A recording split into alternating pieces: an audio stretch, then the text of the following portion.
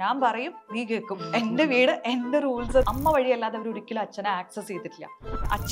അച്ഛനെ തൊട്ടിട്ടുള്ളത് അടിക്കാൻ വേണ്ടി മാത്രമാണ്. അച്ഛനും മോനും കൂടെ മുഖത്തോട് മോൻ നോക്കി വന്നു കഴിഞ്ഞാൽ പിന്നെ എന്റെ ഉയിര് കാണുമെന്ന് പറയുന്നത് ഇഷ്ടം പോലെ അമ്മമാരെ ഞാൻ കണ്ടിട്ടുണ്ട്. അല്ലെങ്കിൽ ഒരു ആൺതരി ഉണ്ടെങ്കിൽ അയാളുടെ റെസ്പോൺസിബിലിറ്റി ആണ്. സിസ്റ്റേഴ്സിനെ കല്യാണം കഴിപ്പിക്കേണ്ട അയാളുടെ റെസ്പോൺസിബിലിറ്റി ആണ്. ആ റെസ്പോൺസിബിലിറ്റീസിൽ കുറേ ഫാമിലീസ് പെൺകുട്ടികൾക്ക് ഇളവ് ചെയ്ത് കൊടുക്കാറുണ്ട്. എല്ലാത്തിനും ഞങ്ങൾ പെർമിഷൻ കൊടുക്കുന്ന വിശാല ഹൃദയരായിട്ടുള്ള ആൾക്കാരാണ്.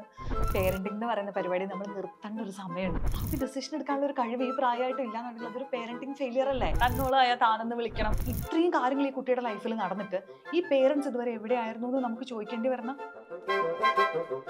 ഉറങ്ങുന്നവരെ നമുക്ക് വിളിച്ചെണീപ്പിക്കാം, ഉറക്കം നടിക്കുന്നവരെ വിളിച്ചെണീപ്പിക്കാൻ പറ്റും. രാഷ്ട്രബോധമോ രാഷ്ട്രീയ ബോധമോ ഇല്ലാന്ന് വിചാരിച്ചിരുന്ന കുട്ടികളാണ് ഇതുവരെ നമ്മൾ കാണാത്ത സമരമുറയിലൂടെയൊക്കെ ആയിരുന്നു. ഡെമോക്രസിയുടെ വളരെ ബ്യൂട്ടിഫുൾ ആയിട്ടുള്ള ഒരു സംഭവം അവർ ടേക്കപ്പ് ചെയ്തു. ഒരു ജോർജ് കുട്ടിയായിട്ട് നമ്മൾ നമ്മുടെ ഫാമിലി എന്ന് പറഞ്ഞിട്ട് ഒതുങ്ങിയിട്ടുണ്ട്. പേരന്റിംഗ് എന്ന് പറയുന്നത് ലോങ് ടൈം ഇമ്പാക്റ്റ് ഉള്ള ഒരു കാര്യമാണ്.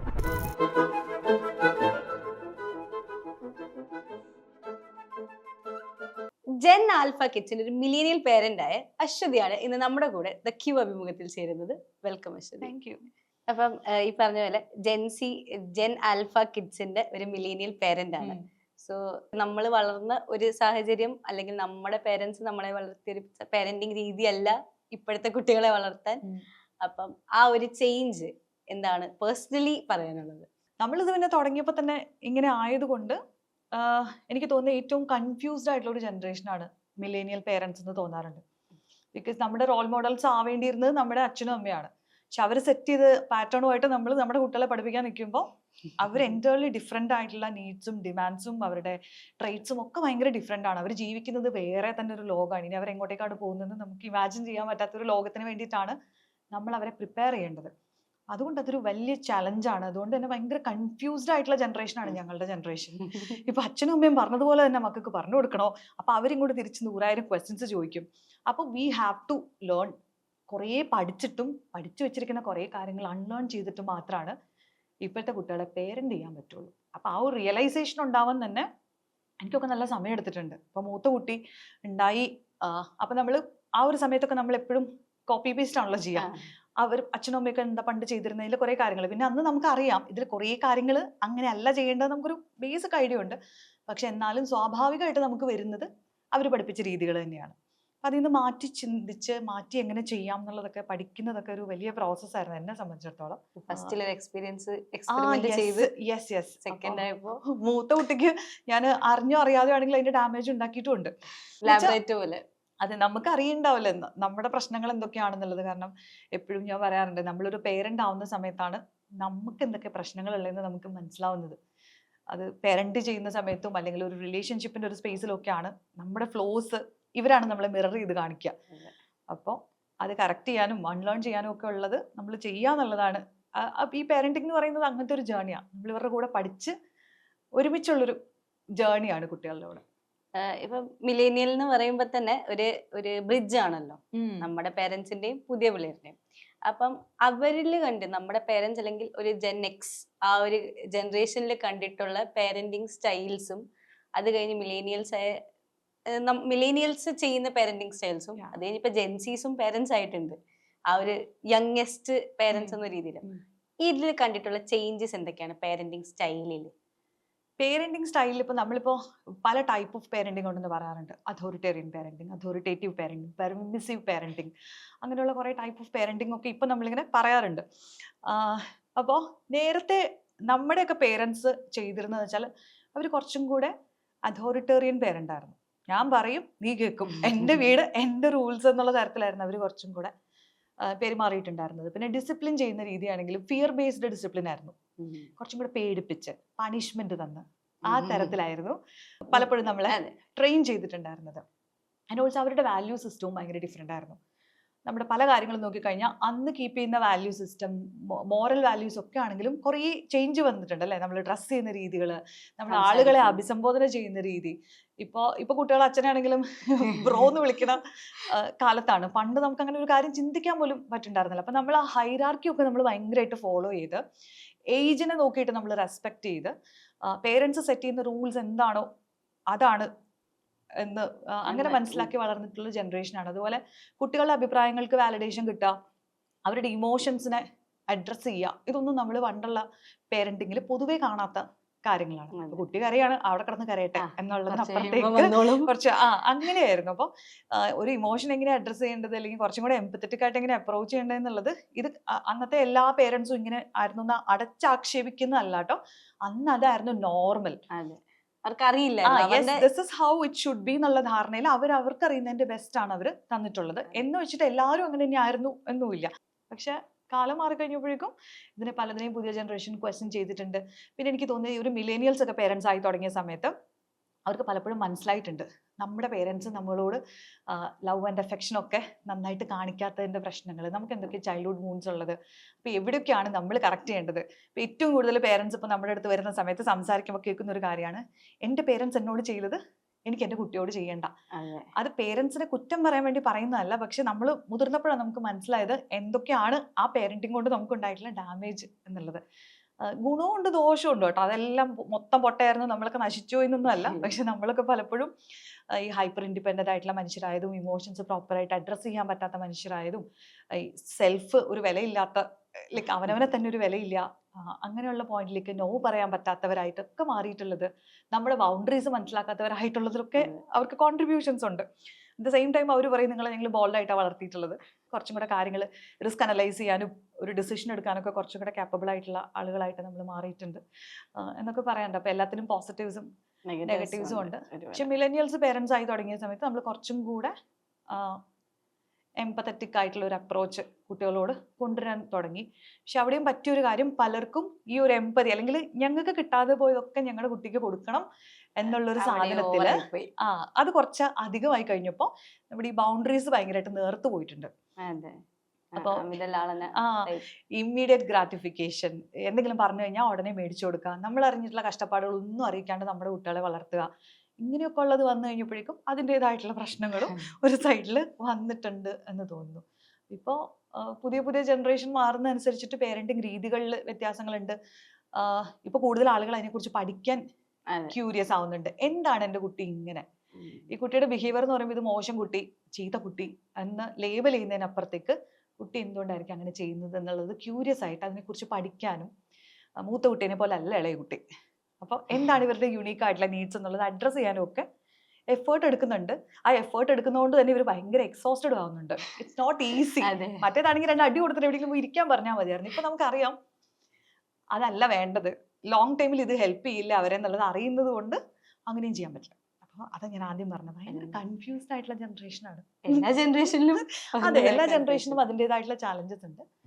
ഈ ജനറേഷനിലേക്ക് വന്നു കഴിഞ്ഞപ്പോൾ പേരന്റിങ് കുറച്ചും കൂടെ കോൺഷ്യസ് ആയിട്ടുള്ള ഒരു പ്രോസസ്സായി മാറിയിട്ടുണ്ട്. ഈ പറഞ്ഞപ്പോൾ തന്നെ നമ്മൾ മെൻഷൻ ചെയ്ത് പോയൊരു ടോപ്പിക്കാണ് ജെൻഡർ റോൾസ്.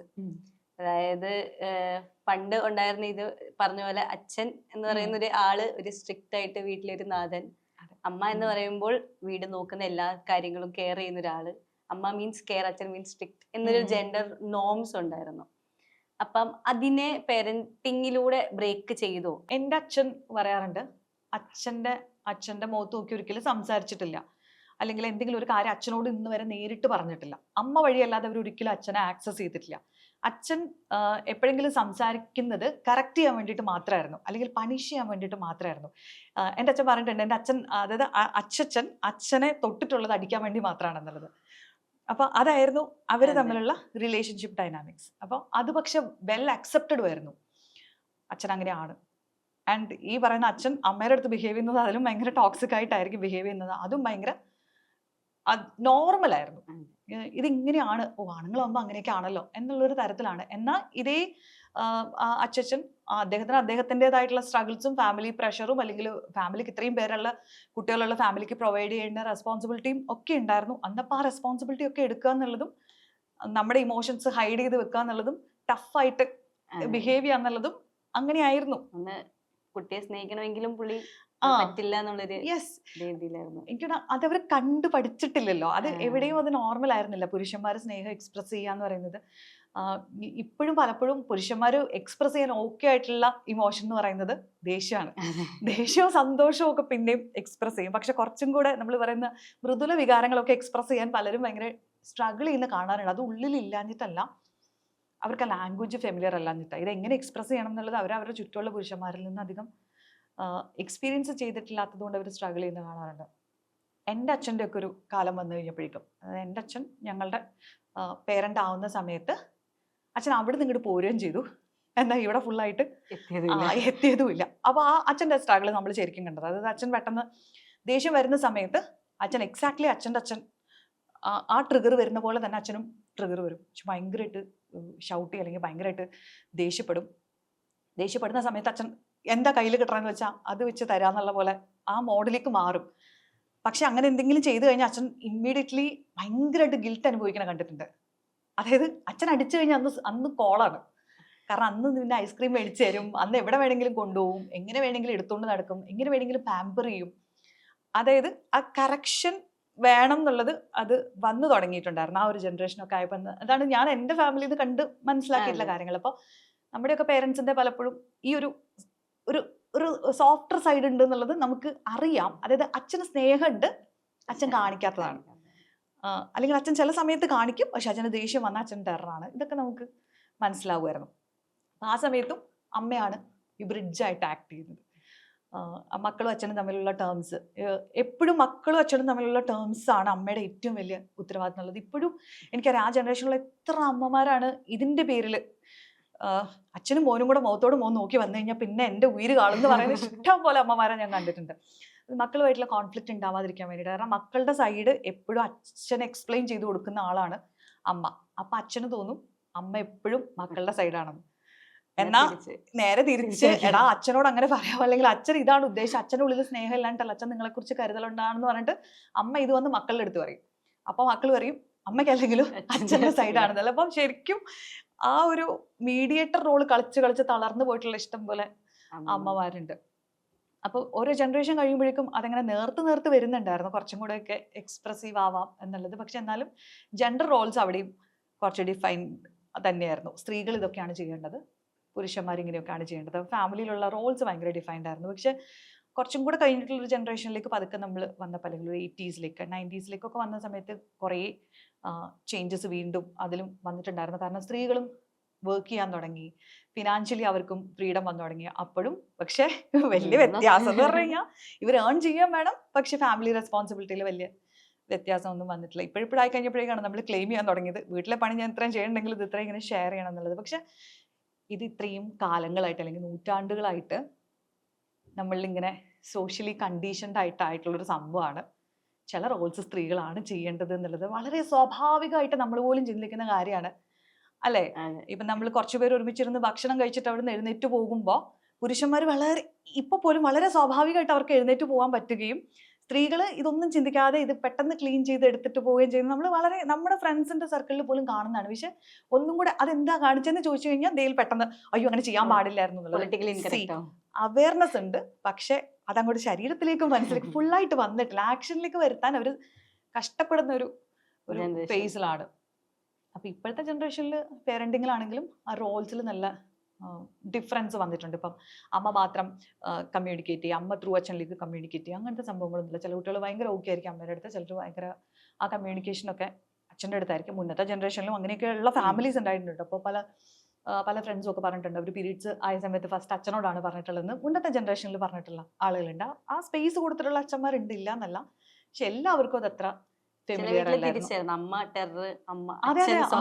അങ്ങനെയുള്ള ഫാമിലീസ് ഇഷ്ടം പോലെ ഉണ്ടായിരുന്നു. പണ്ടത്തെ പല തറവാടുകളിലും ഭയങ്കര ടെററായിട്ടുള്ള വീട്ടമ്മമാരുണ്ടായിരുന്നു. അച്ഛൻ അപ്പൊ അന്ന് നമ്മൾ മറ്റേ അച്ഛൻ പെൺപോന്നനാണെന്നുള്ള ഡയലോഗ് ടാഗ് ചെയ്യും. അതായത് we expect man to be tough and woman ഭയങ്കര അതെ വുമൺ ആണെങ്കിൽ കുറച്ചും കൂടെ സോഫ്റ്റ് നർച്ചറിങ് സൈഡാണ് നമ്മൾ സ്ത്രീകളിൽ നിന്ന് പൊതുവെ എക്സ്പെക്ട് ചെയ്യുന്നത്. അപ്പം ആ എക്സ്പെക്ടേഷൻ ഇപ്പോഴും വലിയ മാറ്റമൊന്നും ഉണ്ടെന്ന് വിചാരിക്കുന്നില്ല. പക്ഷെ ജനറേഷൻ മാറിയതുകൊണ്ട് നമ്മുടെ കുറേ റെസ്പോൺസിബിലിറ്റി മാറി വരുന്നത് കൊണ്ട് നമ്മൾ അതിനെ കണ്ടിന്യൂസ് ചലഞ്ച് ചെയ്യുന്നുണ്ട്. ഇപ്പം ഇതൊരു നമ്മളുടെ ഇൻഡിവിജ്വൽ ആയിട്ടുള്ളൊരു ഇഷ്യൂ മാത്രമല്ല. ലൈക്ക് ഒരു വീട്ടിലെ മോള് വീട്ടുജോലി അല്ലെങ്കിൽ വീട്ടിലെ കാര്യങ്ങൾ എന്തെങ്കിലും ചെയ്യുകയാണെങ്കിൽ അവള് വീട്ടിലെ കാര്യം നോക്കുന്നു, അതൊരു ഡ്യൂട്ടിയാണ്. ആണ് ചെയ്യുമ്പോൾ അവൻ വീട്ടിൽ സഹായിക്കാറുണ്ട്. എക്സാക്ട്ലി, ഡ്യൂട്ടി ആൻഡ് ഹെൽപ്പിംഗ് എന്നൊരു ഡിഫറൻസ് വരും.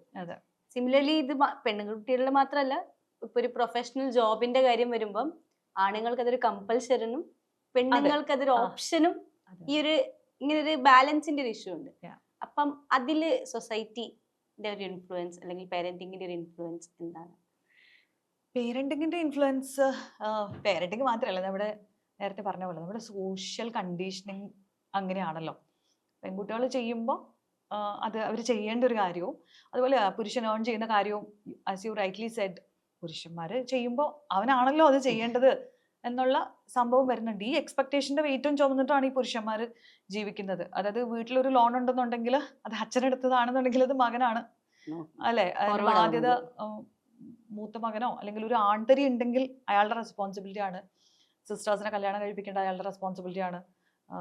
ലൈക്ക് റെസ്പോൺസിബിലിറ്റീസിനൊന്നും ഒരു കുറവുമില്ല. ആ റെസ്പോൺസിബിലിറ്റീസിൽ കുറേ ഫാമിലീസ് പെൺകുട്ടികൾക്ക് ഇളവ് ചെയ്ത് കൊടുക്കാറുണ്ട്. അത് കുഴപ്പമില്ല, അവൻ നോക്കിക്കോളും എന്നുള്ള ഒരു സാധനം കൊടുക്കാറുണ്ട്. ഒരു ചോയ്സ് ആണ്. അതെ, ചോയ്സ് ആണ്. ഇപ്പൊ മിക്കപ്പോഴും സ്ത്രീകൾക്ക് ആ ഒരു ചോയ്സ് കിട്ടാറുണ്ട്, ജോലി ചെയ്യണോ വേണ്ടയോ എന്നുള്ള ആ ഒരു ഓപ്ഷൻ എങ്കിലും പലപ്പോഴും. പക്ഷെ ജോലി ചെയ്തില്ലെങ്കിൽ ആര് പ്രൊവൈഡ് ചെയ്യും എന്നുള്ളത്, പക്ഷെ we expect our man to provide. അപ്പോൾ അതിലെന്തെങ്കിലും മാറ്റം ഇപ്പം വന്നിട്ടുണ്ടോ? പിന്നെ ഡെഫിനറ്റ് ആയിട്ടും ഇല്ലേ, വന്നിട്ടില്ലേ?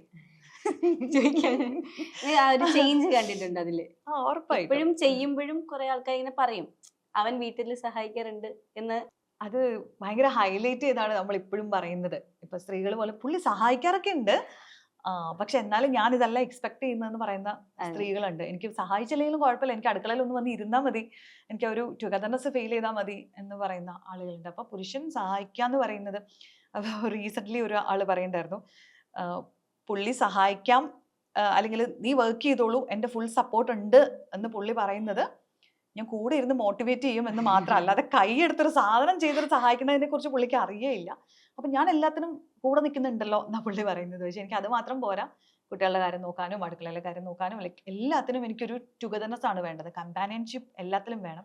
ഇപ്പൊ ശരിക്കും ഈ പാർട്ട്ണർ എന്ന് പറയുന്നത് നമ്മൾ ആ പാർട്ട്ണർഷിപ്പ് എക്സ്പെക്ട് ചെയ്യുന്നുണ്ട് എല്ലാ കാര്യത്തിലും. അതിപ്പോ ഒരു കുടുംബ ബഡ്ജറ്റ് പ്ലാൻ ചെയ്യുന്ന തൊട്ട് അടുക്കളയിലേക്ക് എന്ത് മേടിക്കണം എന്നുള്ള, ബ്രേക്ക്ഫാസ്റ്റ് എന്ത് ഉണ്ടാക്കണം എന്നുള്ളത് തൊട്ട് അത് ബ്യൂട്ടിഫുൾ ആയിട്ട് ഹാൻഡിൽ ചെയ്യുന്ന, ഈക്വലി ഷെയർ ചെയ്യുന്ന, ഇത് ഈക്വലി എന്ന് പോലും അല്ല പറയേണ്ടത്, ഇത് എപ്പോഴും ഇത് 50-50 ആയിക്കൊള്ളുന്നില്ല. ഇപ്പൊ ഒരാൾ ഒരു കാര്യത്തിൽ കുറച്ചധികം കോൺട്രിബ്യൂട്ട് ചെയ്യുമ്പോൾ മറ്റേ ആൾ വേറൊരു കാര്യത്തിൽ എക്സ്ട്രാ കോൺട്രിബ്യൂട്ട് ചെയ്തിട്ടായിരിക്കും ഇത് ബാലൻസ് ചെയ്യുക. അതായത് ആ ബാലൻസിങ് പ്രോസസ്സ് ഉണ്ടല്ലോ, രണ്ടുപേർക്കും ഓവർവെൽമിങ് ആവാണ്ട് ബാലൻസ് ചെയ്യുക എന്നുള്ളത്, ദാറ്റ് ഇസ് ദ പോയിന്റ്. അപ്പൊ ഇതിന്റെ തന്നെ വരുന്നൊരു വേറൊരു പോയിന്റ് ആണ് പെർമിഷൻ. ദ വേർഡ് പെർമിഷൻ, അത് തലമുറകളെ നൂറ്റാണ്ടുകളായിട്ട് ഇപ്പോഴും അന്ന് പെർമിഷൻ ഇല്ലായിരുന്നു, ഇപ്പൊ പെർമിഷൻ ഉണ്ട് എന്ന് പറയുന്നതിലെ ഒരു കുഴപ്പം ഇല്ലേ?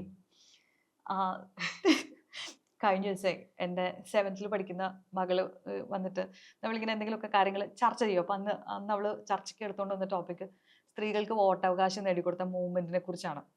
അപ്പൊ എനിക്ക് ആ മൂവ്മെന്റിനെ കുറിച്ച് വലിയ ധാരണയൊന്നുമില്ല, ടു ബി വെരി ഹോണസ്റ്റ്. അപ്പോൾ ഇങ്ങനെ മൂവ്മെന്റ് എന്തോ പണ്ട് യൂറോപ്യൻ കൺട്രീസിലൊക്കെ നടന്നിട്ടുണ്ട്, അങ്ങനെയാണ് സ്ത്രീകൾക്ക് വോട്ടവകാശം കിട്ടിയതെന്നൊക്കെ എന്തോ ഒരു ധാരണയുണ്ട് എന്നുള്ളതല്ലാതെ അതിനെക്കുറിച്ച് ഡീറ്റെയിൽ ആയിട്ട് പറയാനുള്ള വിവരമൊന്നും എനിക്ക് ഉണ്ടായിരുന്നില്ല. അപ്പം അവൾ എനിക്ക് കുറെ കാര്യങ്ങൾ ഇങ്ങോട്ട് പറഞ്ഞു തന്നു, അവൾ ആ വിഷയത്തിനെ കുറിച്ച് മനസ്സിലാക്കിയ കുറെ കാര്യങ്ങൾ.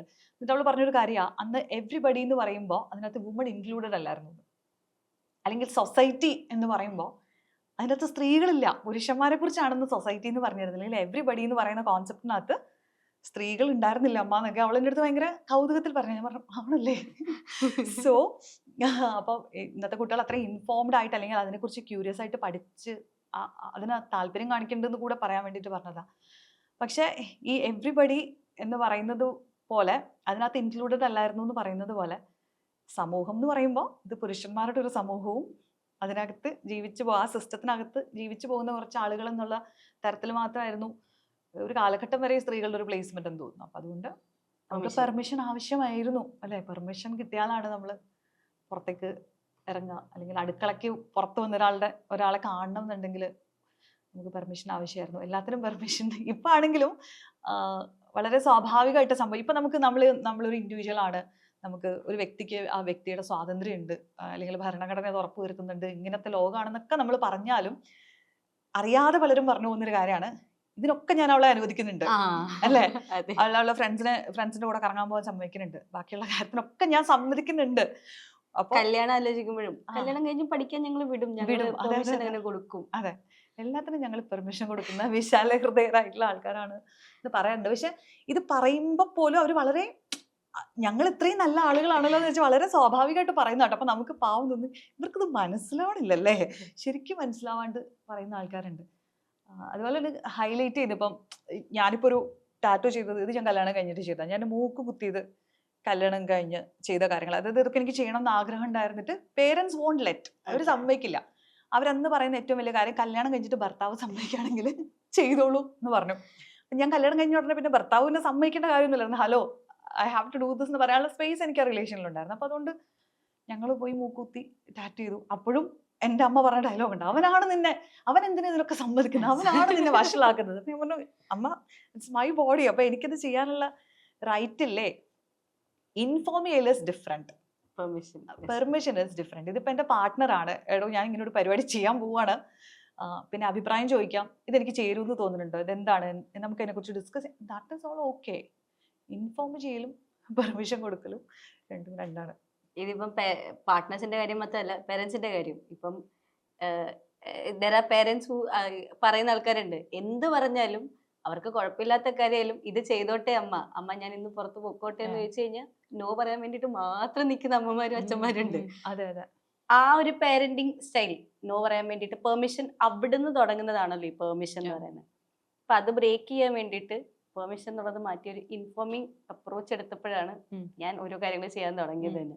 അപ്പൊ ഈ പാരന്റിങ്ങിലുള്ള ഈ ഒരു പെർമിഷൻ ഇൻഫോമിങ്, ഞാൻ പോകുവാണേ എന്ന് പറയും, ആ ഒരു ഡിഫറൻസ് ഇപ്പോഴത്തെ പിള്ളേര് ചെയ്യുന്നുണ്ട്.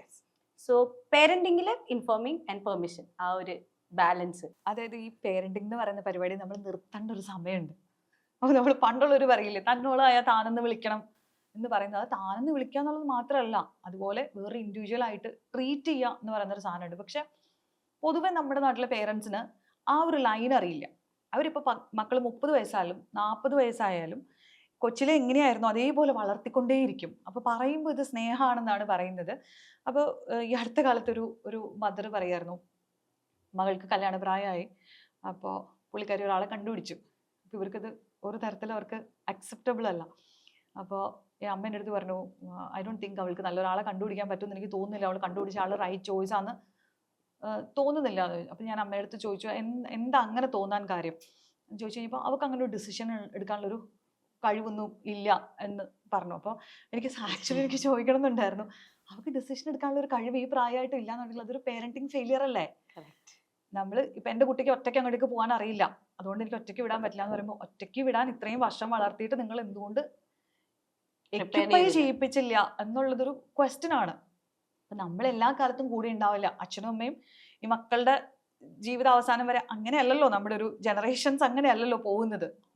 വ്യത്യാസമുള്ള സാഹചര്യങ്ങൾ ഉണ്ടായേക്കാം. നമ്മൾ പറയാം ആരാദ്യം പോകും നമുക്ക് അറിയില്ല എന്ന് പറഞ്ഞാൽ പോലും, പക്ഷെ സ്വാഭാവികമായിട്ട് നോക്കുമ്പോൾ അത് അങ്ങനെയല്ലല്ലോ സംഭവിക്കാം. നമ്മളില്ലാത്ത കാലത്ത് നമ്മുടെ മക്കൾ ഒറ്റയ്ക്ക് ജീവിക്കാൻ പാകത്തിന് അവരെ പ്രിപ്പയർ ചെയ്യിപ്പിക്കുക എന്നുള്ളതാണ് ഒരു പേരന്റിന്റെ റെസ്പോൺസിബിലിറ്റി എന്നാണ് ഞാൻ മനസ്സിലാക്കുന്നത്. അപ്പൊ അതുകൊണ്ട് ചെറിയ കാര്യങ്ങൾ സ്വന്തമായിട്ട് ഡിസിഷൻ എടുക്കാനും, അതായത് ഒരു ഉടുപ്പ് എടുക്കുമ്പോൾ പോലും കുട്ടിക്കാലത്ത് ഏതിടണം എന്നുള്ളത് ചൂസ് ചെയ്യാനും, അതായത് ഓപ്ഷൻസ് എങ്കിലും കൊടുത്തിട്ട് യു ഡിസൈഡ് എന്നുള്ള അതങ്ങോട്ട് വിട്ടുകൊടുക്കാനുള്ളൊരു ധൈര്യം പലപ്പോഴും പേരൻസിനല്ല. അപ്പൊ നമ്മൾ സ്നേഹം കൊണ്ടാണ്, കരുതൽ കൊണ്ടാണെന്ന് വിചാരിച്ചിട്ട് പലപ്പോഴും നമ്മൾ ചെയ്യുന്നത് ഡാമേജ് ആണ്. നമ്മൾ ടൂ മച്ച് എല്ലാം പ്രൊവൈഡ് ചെയ്ത് കൈ എത്തുമ്പോഴേക്കും എല്ലാം എടുത്തു കൊടുത്ത്, അപ്പൊ കുട്ടിക്ക് അവരുടെ ബ്രെയിൻ വർക്ക് ചെയ്യിപ്പിക്കേണ്ട ആവശ്യമില്ല. എങ്ങനെ ഒരു സാധനം എനിക്ക് കിട്ടാം, ഇതിന് ഈ മരത്തിന്റെ മുകളിൽ കയറി കഴിഞ്ഞാൽ വീഴാനുള്ള സാധ്യത എത്രത്തോളം ഉണ്ട്, അല്ലെങ്കിൽ ഇങ്ങനെ ഒരാളുടെ കൂടെ പോയി കഴിഞ്ഞാൽ അവരെ ട്രസ്റ്റ് ചെയ്യാനുള്ള പോസിബിലിറ്റി, ഇതൊന്നും അനലൈസ് ചെയ്യാനുള്ള ഒരു അവസരം നമ്മൾ കൊടുക്കുന്നില്ല. അതിന് മുമ്പ് നമ്മൾ റെഡിമെയ്ഡ് സൊല്യൂഷൻസ് കൊടുക്കും. ഇത് പിക്ക് ചെയ്തോളൂ, ഇത് കഴിച്ചോളൂ, ഇങ്ങനെയാണ് അങ്ങനെയാണ് എന്ന് പറയുന്നതിന്റെ പ്രശ്നം തീർച്ചയായിട്ടും ഉണ്ട്. അപ്പോൾ പെർമിഷൻ കൊടുക്കലൊക്കെ ഒരു സമയം വരെയാണ്, അത് കഴിയുമ്പോഴേക്കും നമ്മളത് നിർത്തണ്ട. അവിടെയാണ് നല്ല ഹെൽത്തി കോൺവെർസേഷൻ ഉണ്ടാവേണ്ടതിന്റെ ആവശ്യം അതാണ്. What do you think is the right age to stop that?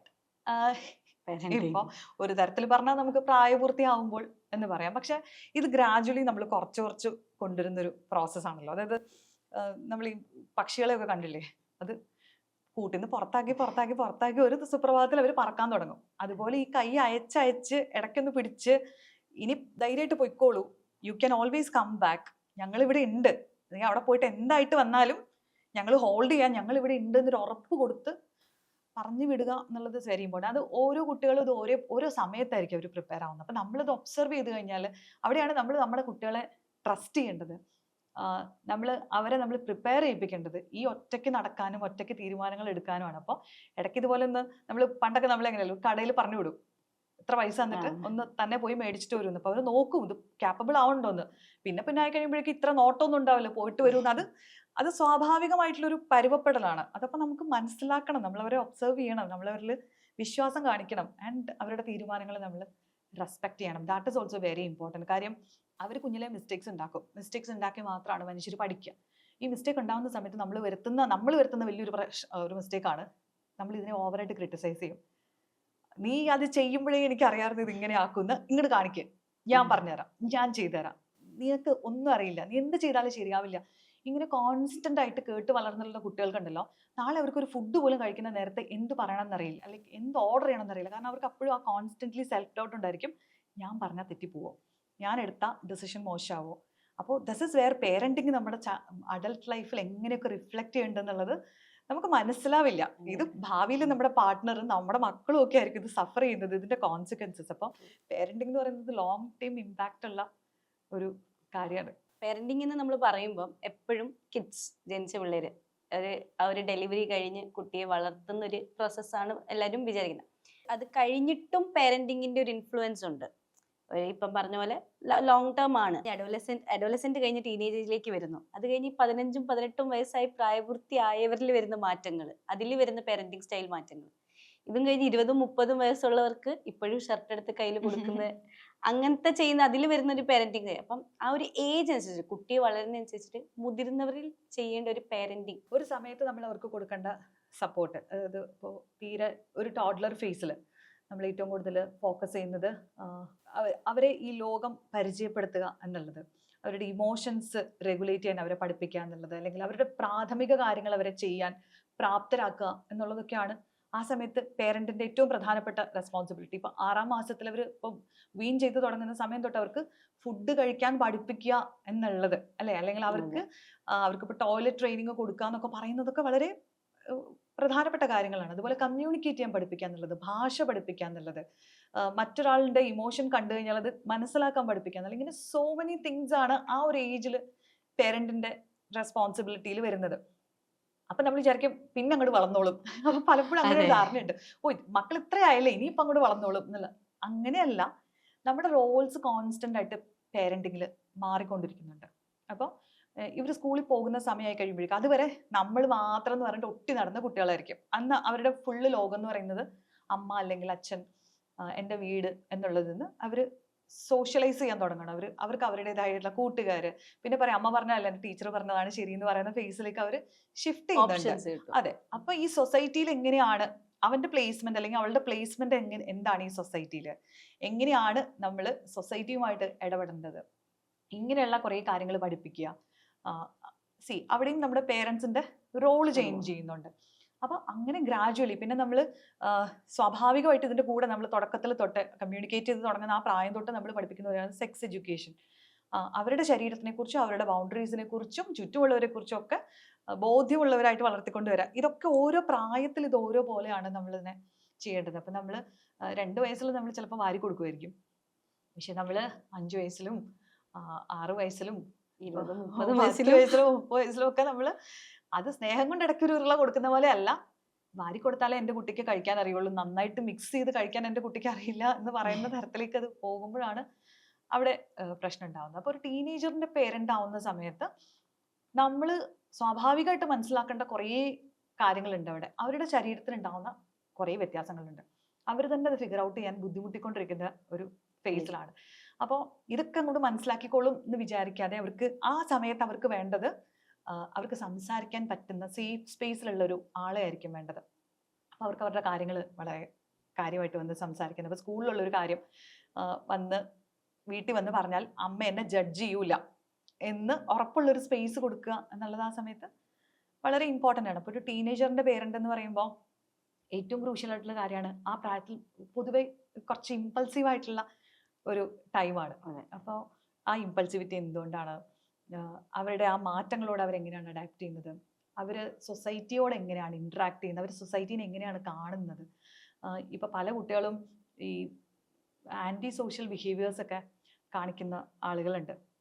നമ്മൾ വീട്ടിൽ വരുമ്പോഴത്തേക്ക് അത് അവൻ്റെ ദേഷ്യം കൊണ്ടാണ്, നമ്മൾ അതിനെ പലതിനെയും ജസ്റ്റിഫൈ ചെയ്ത് ന്യായീകരിച്ച്. പക്ഷെ ഈ സമയം ഭയങ്കര ക്രൂഷ്യലാണ്. എൻ്റെ കുട്ടി എന്തെങ്കിലും തരത്തിൽ, എൻ്റെ കുട്ടിക്ക് എന്തെങ്കിലും പ്രശ്നങ്ങളുണ്ടോ എന്ന് പറഞ്ഞതുപോലെ ആ സമയത്ത് നമ്മൾ കുറച്ചും കൂടെ ഫ്രണ്ട്ലി ആവേണ്ടതുണ്ട്. ഒരിക്കലും പറയില്ല പേരൻസ് ആർ ബെസ്റ്റ് ഫ്രണ്ട്സ് എന്ന്, അല്ലെങ്കിൽ അങ്ങനത്തെ ഒരു പ്ലേസ്മെന്റ് അല്ല പേരൻറ്റിന് വേണ്ടതെന്നാണ് ഞാൻ വിചാരിക്കുന്നത്.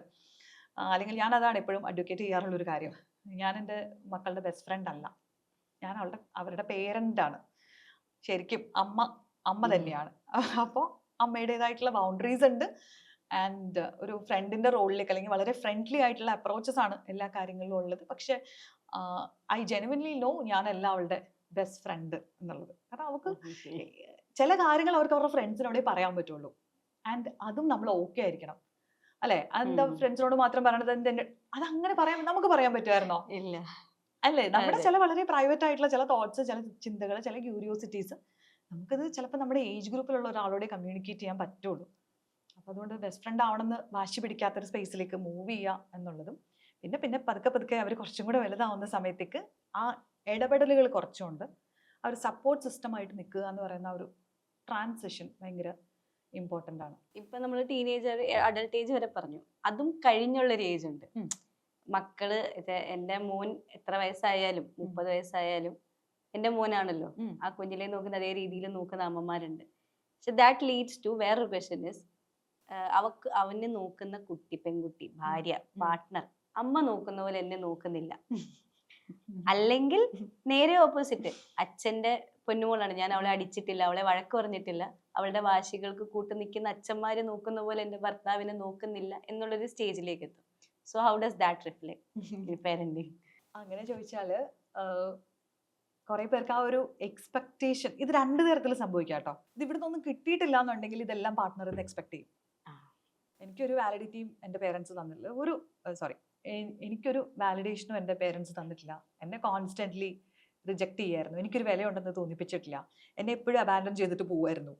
പറഞ്ഞ സമയത്ത് വരില്ല, ലൈക്ക് പ്രോമിസസ് കീപ്പ് ചെയ്യൂല. അങ്ങനെയൊക്കെ ആണെന്നുണ്ടെങ്കിൽ ഞാനിതെല്ലാം എക്സ്പെക്ട് ചെയ്യുന്നത് ചിലപ്പോൾ എൻ്റെ പാർട്ട്ണറിൽ നിന്നാവാനുള്ള സാധ്യതയുണ്ട്. അപ്പോൾ ഇതൊക്കെ എനിക്ക് ഈ ഒരാൾ ഫുൾഫിൽ ചെയ്ത് തരണം എന്ന് പറയും.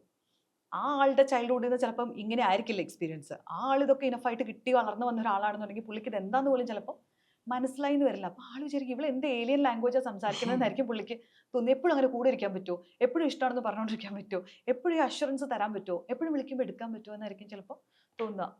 അപ്പം അതുകൊണ്ട് ഇത് രണ്ട് തരത്തിലും റിഫ്ലക്ട് ചെയ്യാം. പിന്നെ ഈ കമ്പാരിസൺ സ്വാഭാവികമായിട്ട് നമ്മുടെ പല ബ്ലൂ പ്രിന്റുകളും നമ്മൾ ഉണ്ടാക്കുന്നത് നമ്മൾ അറിഞ്ഞോ അറിയാതെയോ നമ്മുടെ പേരൻസിനെ കണ്ടിട്ട്, അല്ലെങ്കിൽ പേരൻസിൻ്റെ റിലേഷൻഷിപ്പൊക്കെ കണ്ടിട്ട് നമ്മൾ ഉള്ളിൽ ഉണ്ടാക്കി വെക്കുന്ന ചില സങ്കല്പങ്ങളുണ്ട്. നമ്മൾ മനഃപൂർവ്വം അല്ലെങ്കിൽ പോലും നമുക്ക് ചിലപ്പോൾ തോന്നും അമ്മ എന്ത് നന്നായിട്ടാണ് ഈ കാര്യങ്ങൾ ഹാൻഡിൽ ചെയ്തിരുന്നത്, അപ്പം അമ്മ അത് ഹാൻഡിൽ ചെയ്യുന്നത് പോലെ ഹാൻഡിൽ ചെയ്യുന്ന ഒരു ഭാര്യ, അമ്മ എത്ര ഭംഗിയായിട്ടാണ് എൻ്റെ ടാൻട്രംസ് മനസ്സിലാക്കുന്നതും എൻ്റെ കൂടെ നിൽക്കുന്നതും, അപ്പം അതുപോലെ മനസ്സിലാക്കാൻ പറ്റുന്ന ഒരു സ്ത്രീ ആയിരുന്നു എൻ്റെ ഭാര്യയെങ്കിൽ എന്ന് വിചാരിക്കും. പക്ഷെ അമ്മ ഡിഫറെൻ്റ് ആയിട്ടുള്ളൊരു ഇൻഡിവിജ്വൽ ആണ്.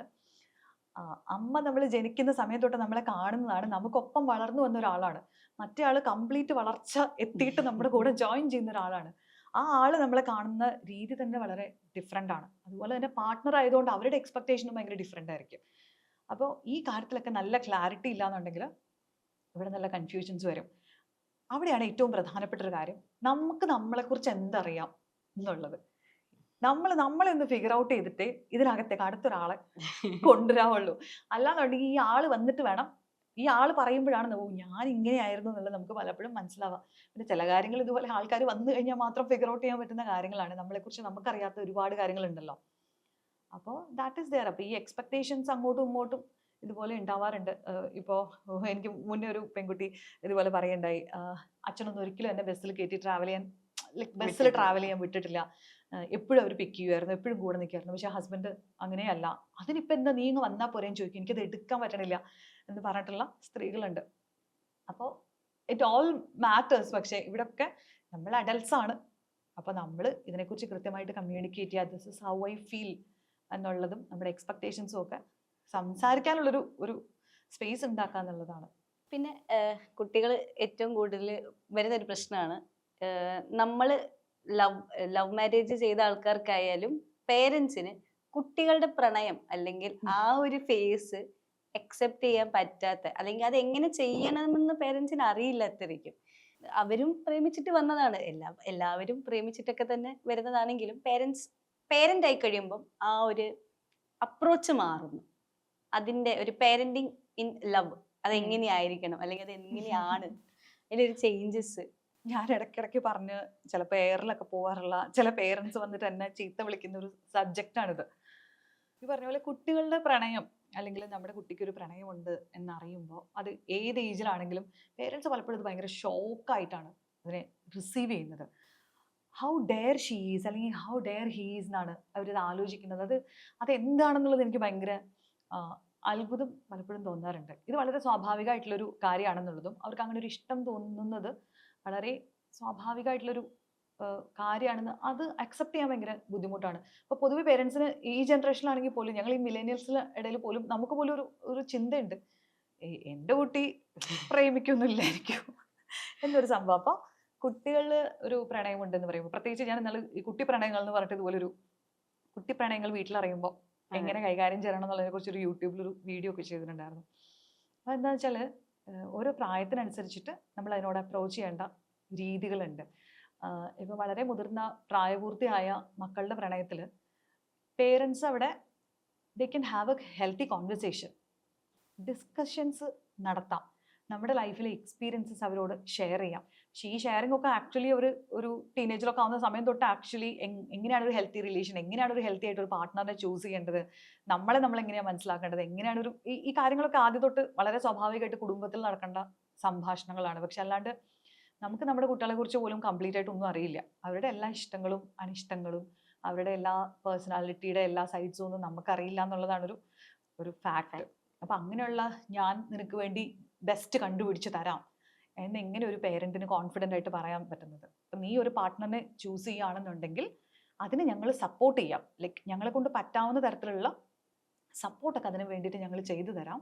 അതിനകത്ത് എന്തെങ്കിലും ഒരു പ്രശ്നം വന്നാൽ ഞങ്ങൾ ബാക്ക് ചെയ്യാം എന്ന് പറയാൻ പറ്റുന്നൊരു പേരൻറ്റിംഗ് ആണ് ഞാൻ ആക്ച്വലി വിഭാവനം ചെയ്യുന്നൊരു പേരൻറ്റിങ്. പക്ഷെ യു വോണ്ട് ബിലീവ്, ഒരു ദിവസം എൻ്റെ ഇൻബോക്സിൽ ഇത് പറഞ്ഞിട്ട് എത്ര മെസ്സേജ് വരുമെന്നറിയാം. ഈ മെസ്സേജിനെല്ലാം ഉള്ളൊരു കോമൺ ആയിട്ടുള്ളൊരു പാറ്റേൺ ഉണ്ട്. അതായത് ചേച്ചി എനിക്കിത് ആരോട് പറയണം എന്നറിയില്ല, ബിക്കോസ് എനിക്ക് തോന്നുന്നത് ഞാൻ ഇതിനെക്കുറിച്ച് സംസാരിക്കുന്ന ഒരാളായതുകൊണ്ടും പിന്നെ എൻ്റെ ഒരു ലവ് മാരേജ് ആയിരുന്നു എന്നുള്ളത് പലർക്കും അറിയുന്നത് കൊണ്ടാണെന്ന് തോന്നുന്നു. അപ്പോൾ ഇൻ്റർ റിലീജിയൻ ആണ്, ഇൻ്റർ കാസ്റ്റ് ആണ്, വീട്ടിലറിഞ്ഞു, എന്നെ ഭയങ്കരമായിട്ട് സ്ലട്ട് ഷെയിം ചെയ്യാണ്, ഈ കല്യാണം കഴിച്ച് കഴിഞ്ഞാൽ അച്ഛനും അമ്മയും ആത്മഹത്യ ചെയ്യുമെന്നാണ് പറയുന്നത്. ഇങ്ങനെയുള്ളൊരു സ്ഥിരം ഫോർമാറ്റ് ഉണ്ട്. അപ്പോൾ ഇത്ര ദിവസത്തിനുള്ളിൽ ഇത് ബ്രേക്കപ്പ് ആയിട്ട് വീട്ടിൽ പറയണം. കല്യാണം കഴിഞ്ഞ് കഴിഞ്ഞാൽ എന്തായാലും വേറെ ആരെങ്കിലും കല്യാണം കഴിച്ചത് മറന്നോളും എന്നാണ് അവർ പറയുന്നത്. ആൻഡ് ഓൾസോ ഇതിനകത്ത് വേറെ ഇതുള്ള പാർട്ട്ണറിന്റെ വീട്ടിൽ വിളിച്ചിട്ട് അവരെ ഹ്യൂമിലേറ്റ് ചെയ്ത് സംസാരിക്കുക, അല്ലെങ്കിൽ ആ പയ്യനെ വിളിച്ചിട്ട് അല്ലെങ്കിൽ ഈ പെൺകുട്ടീനെ വിളിച്ചിട്ട് അബ്യൂസ് ചെയ്യുക, ഇതൊക്കെ ഇതിന്റെ പാർട്ടായിട്ടുള്ളതാണ്. അപ്പോൾ ഇതുവരെ നമ്മൾ ജാതിയും ഇല്ല മതവും ഇല്ല എന്നൊക്കെ പറഞ്ഞ് ഭയങ്കര അങ്ങനെ സംസാരിക്കുന്ന ആൾക്കാർ വരെ സ്വന്തം മക്കളുടെ കാര്യത്തിലേക്ക് വരുന്ന സമയത്തേക്ക് അത് പറ്റില്ല, നമുക്ക് റൂൾസ് വേറെയാണ് എന്ന് പറയുന്ന ഇതിലേക്ക് വരാറുണ്ട്. അപ്പോൾ അവിടെ വരുന്ന സമയത്ത് എനിക്ക് എപ്പോഴും തോന്നുന്നൊരു കാര്യം, ആക്ച്വലി എന്താണ് നിങ്ങളെ ഹാപ്പി ആക്കുന്നത്? അതായത് നമ്മൾ പറയും അൺകണ്ടീഷണൽ ആയിട്ടുള്ള ലവ് ആണ് എനിക്ക് എൻ്റെ കുട്ടീനോട് എന്നുള്ളത്. പക്ഷെ ഇത്തരം കാര്യങ്ങളിലൊക്കെ നമ്മൾ കണ്ടീഷൻ വെക്കും. ഞാൻ പറയുന്ന ആളെ കല്യാണം കഴിക്കുകയാണെന്നുണ്ടെങ്കിൽ, അല്ലെങ്കിൽ ഞാൻ പറയുന്ന തരത്തിൽ നീ വരികയാണെന്നുണ്ടെങ്കിലാണ് എനിക്ക് നിന്നോട് ഈ പഴയ പോലത്തെ സ്നേഹം ഉണ്ടാവുള്ളൂ, അല്ലാന്നുണ്ടെങ്കിൽ നീ ഈ കുടുംബത്തിന് വെളിയിലാണെന്ന് വളരെ ഈസി ആയിട്ട് പറയാൻ പറ്റും പലപ്പോഴും പേരൻസിന്. അപ്പോൾ നിങ്ങൾക്ക് ആക്ച്വലി നിങ്ങളുടെ ഈഗോ, നിങ്ങളുടെ സോഷ്യൽ സ്റ്റാറ്റസ്, അപ്പോൾ അതൊക്കെ കഴിഞ്ഞിട്ടല്ലേ മക്കളോടുള്ള സ്നേഹമുള്ളൂ അല്ലെങ്കിൽ അവരുടെ സന്തോഷമുള്ളൂ എന്നുള്ളത്. അതെനിക്ക് എപ്പോഴും തോന്നുന്നൊരു ക്വസ്റ്റൻ ആണ്. അതെങ്ങനെ നിങ്ങൾക്ക് അത്ര ഈസി ആയിട്ട് ഇത്ര നാൾ വളർത്തിയ മക്കളെ അവർക്ക് ഒരാളോട് ഇഷ്ടമുണ്ടായി എന്നുള്ളതിന്റെ പേരിൽ കംപ്ലീറ്റ് ആയിട്ട് ജീവിതത്തിൽ നിന്ന് തള്ളിക്കളയാൻ പറ്റുന്നത്?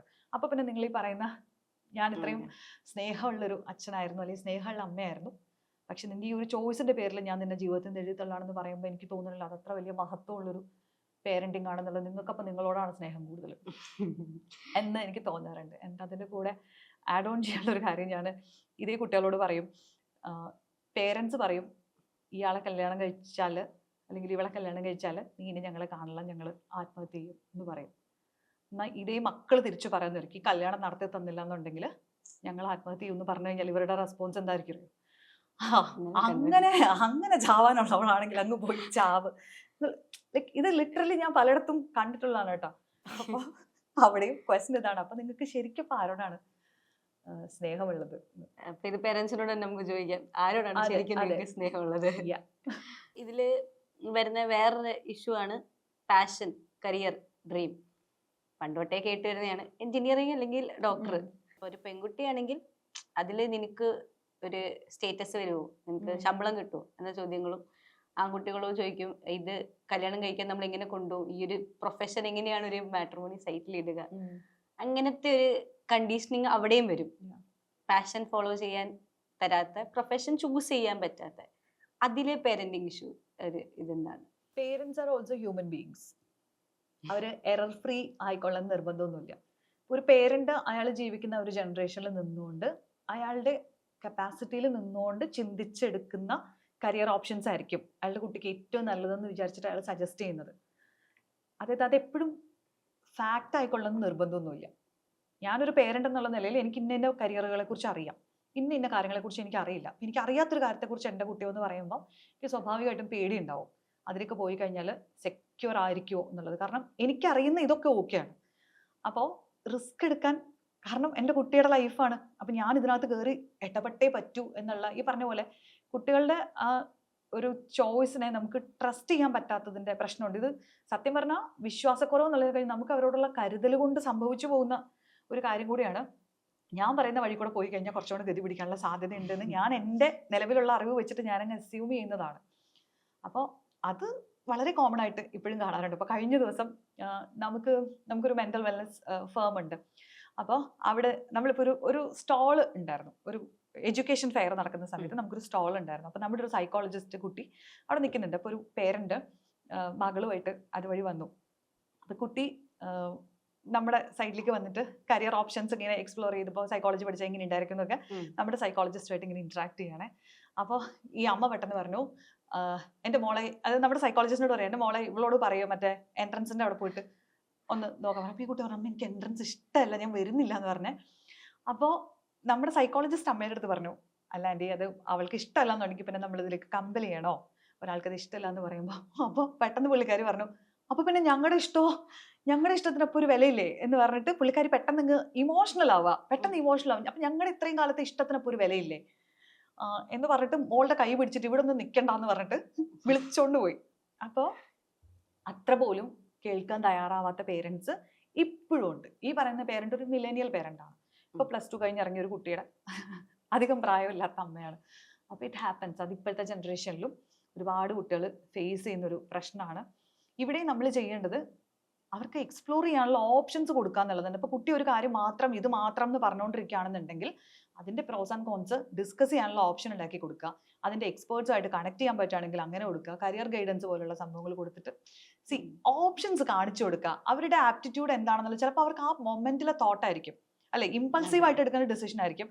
ചിലപ്പോൾ ഒരു കോഴ്സ് കഴിഞ്ഞ ഒരു 2 വർഷം കഴിയുമ്പോഴത്തേക്കും അവർ തന്നെ പറയും, എനിക്കിത് പറ്റണില്ല, എനിക്ക് വേറെ കോഴ്സ്. അങ്ങനത്തെ കേസസ് ഇഷ്ടം പോലെ ഉണ്ട്. അപ്പോൾ പേരൻസ് പറയും, ഞങ്ങൾ അപ്പോഴേ പറഞ്ഞതല്ലേ, പറയാനുള്ള സാധ്യതയുണ്ട്. അപ്പോൾ ഇതൊക്കെ എക്സ്പ്ലോർ ചെയ്യാനുള്ള സാഹചര്യങ്ങൾ ഇന്നത്തെ സൊസൈറ്റിയിലുണ്ട്. ഇതിനൊക്കെ കറക്റ്റായിട്ട് ഗൈഡ് ചെയ്യാൻ പറ്റുന്ന ആളുകൾ ഇഷ്ടം പോലെ ഉണ്ട്. അല്ലെങ്കിൽ ഓൾറെഡി ആ കരിയറെ അതിൽ പോയിട്ടുള്ള ആളുകളുണ്ട്. അപ്പോൾ അവരോടൊക്കെ ഡിസ്കസ് ചെയ്യാനുള്ള ഇത് ഹെൽത്തി ആയിട്ടുള്ള കോൺവെർസേഷൻസ് ഉണ്ടാക്കുക എന്നുള്ളതാണ്. എന്തുകൊണ്ടാണ് നീ അത് ചെയ്യുന്നത്? Okay, convinces. ഈ കോൺവെർസേഷൻ നടക്കുന്നില്ല, അത് നോക്കണ്ട, ഇത് മതി. ഇനി ഒരു സെഗ്മെന്റ് ആണ്, ഒരു നമ്മൾ ഇവിടെ ഉള്ള കുറെ ജെൻസി കിഡ്സിനോടും മിലേനിയൽ പേരൻസ്, ജെൻ എക്സും ബേബി ബൂമേഴ്സ് ആയ പേരൻസും ഉണ്ട്. അപ്പൊ അവരോട് എല്ലായിടത്തുനിന്നും കുറച്ച് ക്വസ്റ്റ്യൻസ് കളക്ട് ചെയ്ത കുറച്ച് ക്വസ്റ്റ്യൻസ്. ജെൻസി അല്ലെങ്കിൽ പിള്ളേർക്ക് മക്കൾക്ക് അച്ഛന്മാരോട് പറയാനുള്ളത്, അല്ലെങ്കിൽ മക്കൾ അച്ഛന്മാർ പേരൻസിനോട് പൊതുവെ ചോദിക്കുന്ന കുറച്ച് ചോദ്യങ്ങളാണ്. അപ്പൊ അത് ഒന്ന് പറയുന്ന അത്രേ ഉള്ളൂ, ഡിസ്കസ് ചെയ്യാം. പണ്ട് നമ്മളോട് ഫോൺ ഉപയോഗിക്കുന്നത് റേഡിയേഷനും ട്യൂമറും വലിയ വലിയ അസുഖങ്ങൾ വരുമെന്ന് പറഞ്ഞ പേരൻസ് ഇപ്പൊ 24/7 അവരാണ് ഫോണിൽ കൂടുതൽ. അപ്പൊ ഇപ്പൊ അത് കുഴപ്പമില്ലേ എന്നാണ് ആദ്യത്തെ ചോദ്യം വന്നത്. പ്രലോഭനങ്ങൾക്ക് ആർക്കും അതീതരല്ല എന്നുള്ളതാണിത് പ്രൂവ് ചെയ്യുന്നത്. അതാണ് അതിനെക്കുറിച്ച് പറയാനുള്ളത്. പേരൻസിൽ അല്ലെന്നുണ്ടെങ്കിൽ മുതിർന്ന ജനറേഷനിൽ മൊബൈൽ അഡിക്ഷൻ ഭയങ്കര കൂടുതലായിട്ട് വന്നിട്ടുണ്ട്. അവര് പ്രത്യേകിച്ച് സ്ട്രെസ് ഉള്ള ആളുകളുണ്ടല്ലോ, അതിനെ മാനേജ് ചെയ്യാനുള്ള ഒരു കോപ്പിംഗ് മെക്കാനിസം ആയിട്ട് ഗാഡ്ജറ്റ്സ് യൂസ് ചെയ്തിട്ട് ഭയങ്കരമായിട്ട് അഡിക്ഷൻ ഉണ്ട്. അപ്പോൾ സത്യം പറഞ്ഞാൽ നമ്മളത് കറക്റ്റ് ചെയ്യാണ്ട് നമുക്ക് കുട്ടികളെ ഉപദേശിക്കുക എന്ന് പറയുന്നത് ഒരു ഇച്ചിരി പ്രശ്നമാണ്. അപ്പോൾ അവർ ഡെഫിനറ്റ് ആയിട്ട് അവർ ഈ ക്വസ്റ്റ്യൻ ചോദിക്കും. ഫോൺ യൂസേജ് ഇപ്പോഴത്തെ കുട്ടികൾക്ക്, അതായത് സ്കൂളിൽ വരെ കമ്പൽസറി ആണ്. റീസെന്റ് ഒരു ഇഷ്യൂ ന്യൂസ് ഇന്നലെ വന്നതാണ്. കേരളത്തിൽ നിന്ന് ഒരു കുട്ടി പൂനെ വരെ 12 വയസ്സുള്ള കുട്ടി പൂനെ വരെ പോയി ഒരു ഫോണിൽ കൂടെ കണ്ടതാണ്. പേരൻസ് പറഞ്ഞത് നോട്ട്സ് എഴുതാൻ ഫോൺ കൊടുത്തതാണ്. സോ സ്കൂളുകളിലെ ഫോൺ യൂസേജ് ആ ഒരു compulsion, is it affecting the parenting? പേരന്റിങ്ങിനെ അഫക്ട് ചെയ്യാന്നുള്ളതിനപ്പുറത്തേക്ക് കുട്ടികൾ എന്തിലേക്കാണ് എക്സ്പോസ്ഡ് ആവുന്നത് എന്നുള്ളതിന് പേരൻസിന് വലിയ ക്ലാരിറ്റി ഇല്ലാത്തൊരു അവസ്ഥയിലേക്ക് നമ്മൾ എത്തുന്നുണ്ട് എന്നുള്ളത് അതൊരു ഫാക്റ്റാണ്. ഞാനിപ്പോൾ ഇവിടെ നിന്ന് ഇതൊക്കെ പറയുന്നുണ്ടെങ്കിൽ പോലും ആക്ച്വലി എൻ്റെ കുട്ടിയുടെ ലൈഫിൽ നടക്കുന്ന എല്ലാ കാര്യങ്ങളും അല്ലെങ്കിൽ അവൾ എന്തിലേക്കൊക്കെയാണ് എക്സ്പോസ്ഡ് ആവുന്നത് എന്നുള്ളത് എനിക്ക് അറിയുന്നതിന് ഉറപ്പായിട്ട് ലിമിറ്റേഷൻസ് ഉണ്ട് അല്ലേ. പക്ഷെ അതിനെ കൃത്യമായിട്ട് ട്രാക്ക് ചെയ്യാനുള്ള സംവിധാനങ്ങൾ നമ്മൾ ഒരുക്കി വെക്കുക എന്നുള്ളത് ഇമ്പോർട്ടൻ്റ് ആണ്. ഇപ്പം നമ്മളൊരു ഗാഡ്ജറ്റ് അവർക്ക് കൊടുക്കുന്നുണ്ടെങ്കിൽ അതിൽ പേരൻ്റൽ കൺട്രോൾ ഉണ്ട് എന്നുള്ളത് മേക്ക് ഷുവർ ചെയ്യുക.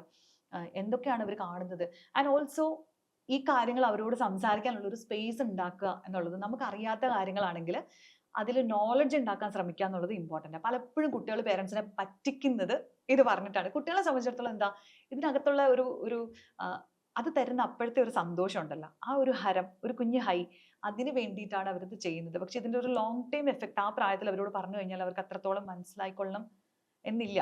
Privacy issues. അതെ, പ്രൈവസി ഇഷ്യൂസ്. അപ്പോൾ ഇവിടെയൊക്കെയാണ് നമ്മൾ സെക്സ് എഡ് തൊട്ട് കുറേ കാര്യങ്ങളിൽ ഡിജിറ്റൽ വേൾഡിലുള്ള പ്രശ്നങ്ങളെ കുറിച്ചൊക്കെ വളരെ സ്വാഭാവികമായിട്ടുള്ള കോൺവെർസേഷൻസ് വീടുകളിൽ തുടങ്ങണം. അത് തുടങ്ങണം എന്നുണ്ടെങ്കിൽ നമ്മൾ അതിനെക്കുറിച്ച് അവെയർ ആയിരിക്കണം. എന്തൊക്കെ തരത്തിലുള്ള സ്കാം നടക്കുന്നുണ്ട്, എന്തൊക്കെ ഉണ്ടാവും എന്ന് വെച്ചിട്ട് എപ്പോഴും ഇവരെ വെറുപ്പിക്കുന്ന തരത്തിൽ അങ്ങനെ സംഭവിക്കും ഇങ്ങനെ സംഭവിക്കും അതല്ല. എന്തൊക്കെയാണ് ഇപ്പോൾ നടക്കുന്നത്, നീ എന്തൊക്കെയാണ് നിന്റെ ഫ്രണ്ട്സിൻ്റെ ലൈഫിൽ കാണുന്നത്, വാട്ട് ഈസ് ആക്ച്വലി ഹാപ്പനിങ്, ഇങ്ങനൊരു സംഭവം ഉണ്ടെന്നുള്ളത് നമ്മൾ കഴിഞ്ഞ ദിവസം വായിച്ചു. It is actually scary. അപ്പോൾ നമ്മുടെ ഐഡന്റിറ്റി അല്ലെങ്കിൽ നമ്മുടെ പിക്ചേഴ്സ്, നമ്മളെക്കുറിച്ചുള്ള ഇൻഫർമേഷൻ ഇതൊക്കെ ഷെയർ ചെയ്ത് പോയി കഴിഞ്ഞാൽ ഉണ്ടാകാവുന്ന കോൺസിക്വൻസസ്, ഇതിനെക്കുറിച്ചൊക്കെ വളരെ സ്വാഭാവികമായിട്ടുള്ള കോൺവെർസേഷൻസ് ഉണ്ടാവണം. അപ്പോൾ കുട്ടികൾ വളരെ കാര്യങ്ങൾ അധികം അറിയുന്ന കുട്ടികളാണ്. നമ്മുടെ ജനറേഷനിൽ ഈ ഒരു പ്രായത്തിൽ നമുക്ക് ചിന്തിക്കാൻ പറ്റാത്ത കാര്യങ്ങളെക്കുറിച്ച് ഇപ്പോഴേ അവർ വെൽ ഇൻഫോംഡ് ആണ്. പക്ഷെ പ്രശ്നം എന്താണെന്ന് വെച്ചാൽ ഇത്രയും വലിയ ഇൻഫർമേഷൻ പ്രോസസ്സ് ചെയ്യാൻ മാത്രം അവരുടെ ബ്രെയിൻ ഡെവലപ്ഡ് ആയിട്ടില്ല. ബ്രെയിൻ ആ ഒരു ഫേസിലേക്കൊക്കെ എത്തണമെങ്കിൽ 10-24 വയസ്സാവണം. പക്ഷെ അതിന് മുന്നേ പലതരത്തിലുള്ള കോണ്ടന്റുകൾ കുട്ടികളുടെ തലയിലേക്ക് ഡംപ് ചെയ്യപ്പെടുന്നുണ്ട്. സ്ക്രീൻ ടൈമിൽ കൃത്യമായിട്ടുള്ള നിയന്ത്രണങ്ങൾ ഉണ്ടാവേണ്ടതും അവർ കാണുന്ന കാര്യങ്ങൾ എന്തൊക്കെയാണെന്നുള്ളതിനെ കുറിച്ച് പേരൻസ് ഒരു അവബോധം ഉണ്ടാക്കണം എന്നുള്ളത് is very very important. You should know എന്താണ് നിങ്ങളുടെ കുട്ടിയുടെ ലൈഫിൽ നടക്കുന്നത്, ആരൊക്കെയാണ് അവരുടെ കൂട്ടുകാർ, എന്തുകൊണ്ടാണ് ഈ കൂട്ടുകാരോട് അവർക്ക് സ്നേഹം കൂടുതൽ, അത്തരം കാര്യങ്ങളെ കുറിച്ചൊക്കെ ബേസിക്കലി നമ്മൾ ചിലപ്പോൾ ഓർക്കാറില്ലേ, ഇത്രയും കാര്യങ്ങൾ ഈ കുട്ടിയുടെ ലൈഫിൽ നടന്നിട്ട് ഈ പേരൻസ് ഇതുവരെ എവിടെയായിരുന്നു എന്ന് നമുക്ക് ചോദിക്കേണ്ടി വരുന്ന പല സിറ്റുവേഷനും ഉണ്ട്. പക്ഷെ വി ഡോണ്ട് നോ ആക്ച്വലി എന്താണ് സംഭവിക്കുന്നത്. പിന്നെ അതുപോലെ ഇപ്പോൾ വളരെ പ്രധാനപ്പെട്ട ഒരു കാര്യമാണ്, ഡിസ്ഫങ്ഷണൽ ആയിട്ടുള്ള ഒരുപാട് ഫാമിലീസ് ഉണ്ട്. അപ്പോൾ അല്ലെങ്കിൽ സിംഗിൾ പേരൻസ് മാത്രമുള്ള ഫാമിലീസ് ഉണ്ട്. അവർക്കൊക്കെ കുറേ ലിമിറ്റേഷൻസ് ഉണ്ട്. അപ്പോൾ നമുക്ക് അവരോടും പാവം തോന്നും. അവർക്ക് ഓടിയെത്താൻ പറ്റണില്ല. പക്ഷെ 2 പേരുടെ അല്ലെങ്കിൽ 4 പേരുടെ റോൾ അവർ ഒറ്റയ്ക്ക് ഹാൻഡിൽ ചെയ്യുന്ന പേരൻസ് ഉണ്ട്. അപ്പോൾ അവർക്ക് പലപ്പോഴും അവർ വീട്ടിൽ നിന്ന് പുറത്ത് പോകുന്ന സമയത്ത് ലേറ്റായിട്ട് ജോലി കഴിഞ്ഞ് വരുന്ന സമയത്ത് കുട്ടിക്ക് കണക്ട് ചെയ്യാനത് കൊടുത്തിട്ട് പോകലേ നിവൃത്തി ഉണ്ടാവുള്ളൂ.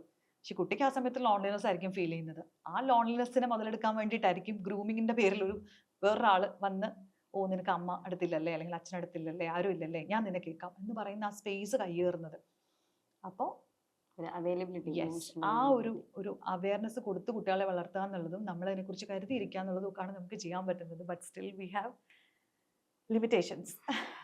നമ്മൾ ഫാക്ട് പറഞ്ഞാലും, അതായത് 2 4 ആണെന്ന് അവർക്ക് അറിയാം, എന്നാലും ഇത് സമ്മതിച്ചു തരാൻ പറ്റാത്തൊരു വാശി എന്തുകൊണ്ടാണ്? പേരൻസിനാണോ? അതെ, അത് ഡിപ്പെൻസ്. അത് എല്ലാ പേരൻസും അങ്ങനെയല്ല. പക്ഷെ ചില പേരൻസിന് നമ്മൾ സമ്മതിച്ചു തന്നു കഴിഞ്ഞാലേ നമ്മുടെ വില കുറഞ്ഞു പോവോ, പിന്നെ നമ്മളെ കുട്ടികൾ ഈ വേണ്ടവണ്ണം വാല്യൂ ചെയ്തില്ലെങ്കിലോ എന്നുള്ള ഇൻസെക്യൂരിറ്റി ഉള്ളതുകൊണ്ടാണെന്ന് എനിക്ക് തോന്നാറുണ്ട്. ഇൻസെക്യൂർ അല്ലാത്ത മനുഷ്യർക്ക് നമുക്ക് പറ്റുന്ന മിസ്റ്റേക്സ് തുറന്നു പറയാൻ പറ്റും. ഹലോ ആക്ച്വലി ദിസ് ഹാപ്പൻഡ്, അല്ലെങ്കിൽ അമ്മയ്ക്ക് അറിയില്ലായിരുന്നു, ഇങ്ങനെയാണല്ലേ എന്ന് പറയണം എന്നുണ്ടെങ്കിൽ നമ്മൾ നമ്മുടെ സെൽഫിൽ കുറച്ച് സെക്യൂർ ആയിരിക്കണം. അല്ലാതെ നമ്മൾ ഇത് വിട്ട് കഴിഞ്ഞാൽ ഇവർക്ക് ഈ ഉള്ള വിലയും കൂടി ഇല്ലേ എന്നുള്ള സാധനം വന്നു കഴിഞ്ഞാൽ അവർക്ക് ചിലപ്പോൾ അത് അക്സെപ്റ്റ് ചെയ്യാൻ പറ്റിയെന്ന് വരില്ല. അപ്പം അത് അങ്ങനെയാണെന്നുള്ളത് നമുക്ക് എംപതൈസ് ചെയ്യാൻ പറ്റും എന്നുള്ളത് മാത്രമേ നമുക്ക് ചെയ്യാൻ പറ്റുള്ളൂ. പക്ഷെ അല്ലാണ്ട് ഇവരെ കൊണ്ട് ഇത് പ്രൂവ് ചെയ്യിപ്പിച്ചിട്ടേ നമ്മൾ പറയില്ലേ, ഉറങ്ങുന്നവരെ നമുക്ക് വിളിച്ചെണീപ്പിക്കാം, ഉറക്കം നടിക്കുന്നവരെ വിളിച്ചെണീപ്പിക്കാൻ പറ്റില്ല. അപ്പൊ പിന്നെ അതിന്റെ വഴിക്ക് വിടുക എന്നുള്ളതേ ഉള്ളൂ. തെറ്റ് അക്സെപ്റ്റ് ചെയ്യാനുള്ളൊരു മടി, അല്ലെങ്കിൽ ഞാൻ പറയുന്നത് കേൾക്കാതെ അതേ കാര്യം വേറൊരാൾ വന്ന് പറയുമ്പം ഇങ്ങനെ ഇവൻ വന്ന് പറഞ്ഞ അതേ കാര്യം, അപ്പൊ അത് കേൾക്കുന്ന ഒരു സംഭവം അതെ അതെ, കൂടിയാണ്. അതും പൊതുവെ പേരൻസിനുള്ളൊരു ടെൻഡൻസിയാണ്. അപ്പുറത്തെ വീട്ടിലുള്ളവർ പറഞ്ഞാൽ കേൾക്കും, പക്ഷെ സ്വന്തം മക്കൾ പറഞ്ഞാൽ പുല്ല് വില കേൾക്കണം. അത് മിക്കപ്പോഴും നമ്മൾ നമ്മുടെ ഫാമിലിയിലൊക്കെ കാണുന്നതാണല്ലോ. ഇപ്പൊ കഴിഞ്ഞ ദിവസം എൻ്റെ അടുത്തൊരു ഡോക്ടർ ഇങ്ങനെ സംസാരിച്ച സമയത്ത് she was saying she is A paediatrician. അപ്പൊ കുട്ടിക്ക് ജങ്ക് ഫുഡ് കൊടുക്കുന്ന കാര്യത്തിനെ കുറിച്ച് പുള്ളിക്കാരി വീട്ടിൽ എപ്പോഴും സംസാരിക്കുന്നത് കൊടുക്കരുത് എന്നുള്ളത് പേരൻസിന്റെ അടുത്ത് പറഞ്ഞു വെക്കും. പക്ഷെ പേരന്റ് വീട്ടിലില്ലാത്ത സമയത്ത് ഗ്രാൻഡ് പേരൻസ് ഇത് തന്നെ ചെയ്യും. അപ്പൊ പുള്ളിക്കാരി പറയാ, ഞാനൊരു പീഡിയാട്രീഷ്യനാണ്, ഞാൻ ഇത്രയും കേസസ് കുട്ടികളുടെ ഗട്ട് ഹെൽത്ത് ഇഷ്യൂസ് ഒക്കെ കാണുന്ന ഒരാളാണ്. ഈ ഞാൻ പറഞ്ഞു കഴിഞ്ഞാൽ പോലും അവര് പറയും ഇപ്പോഴത്തെ ഡോക്ടേഴ്സിന് വിവരമില്ല എന്നിട്ട്.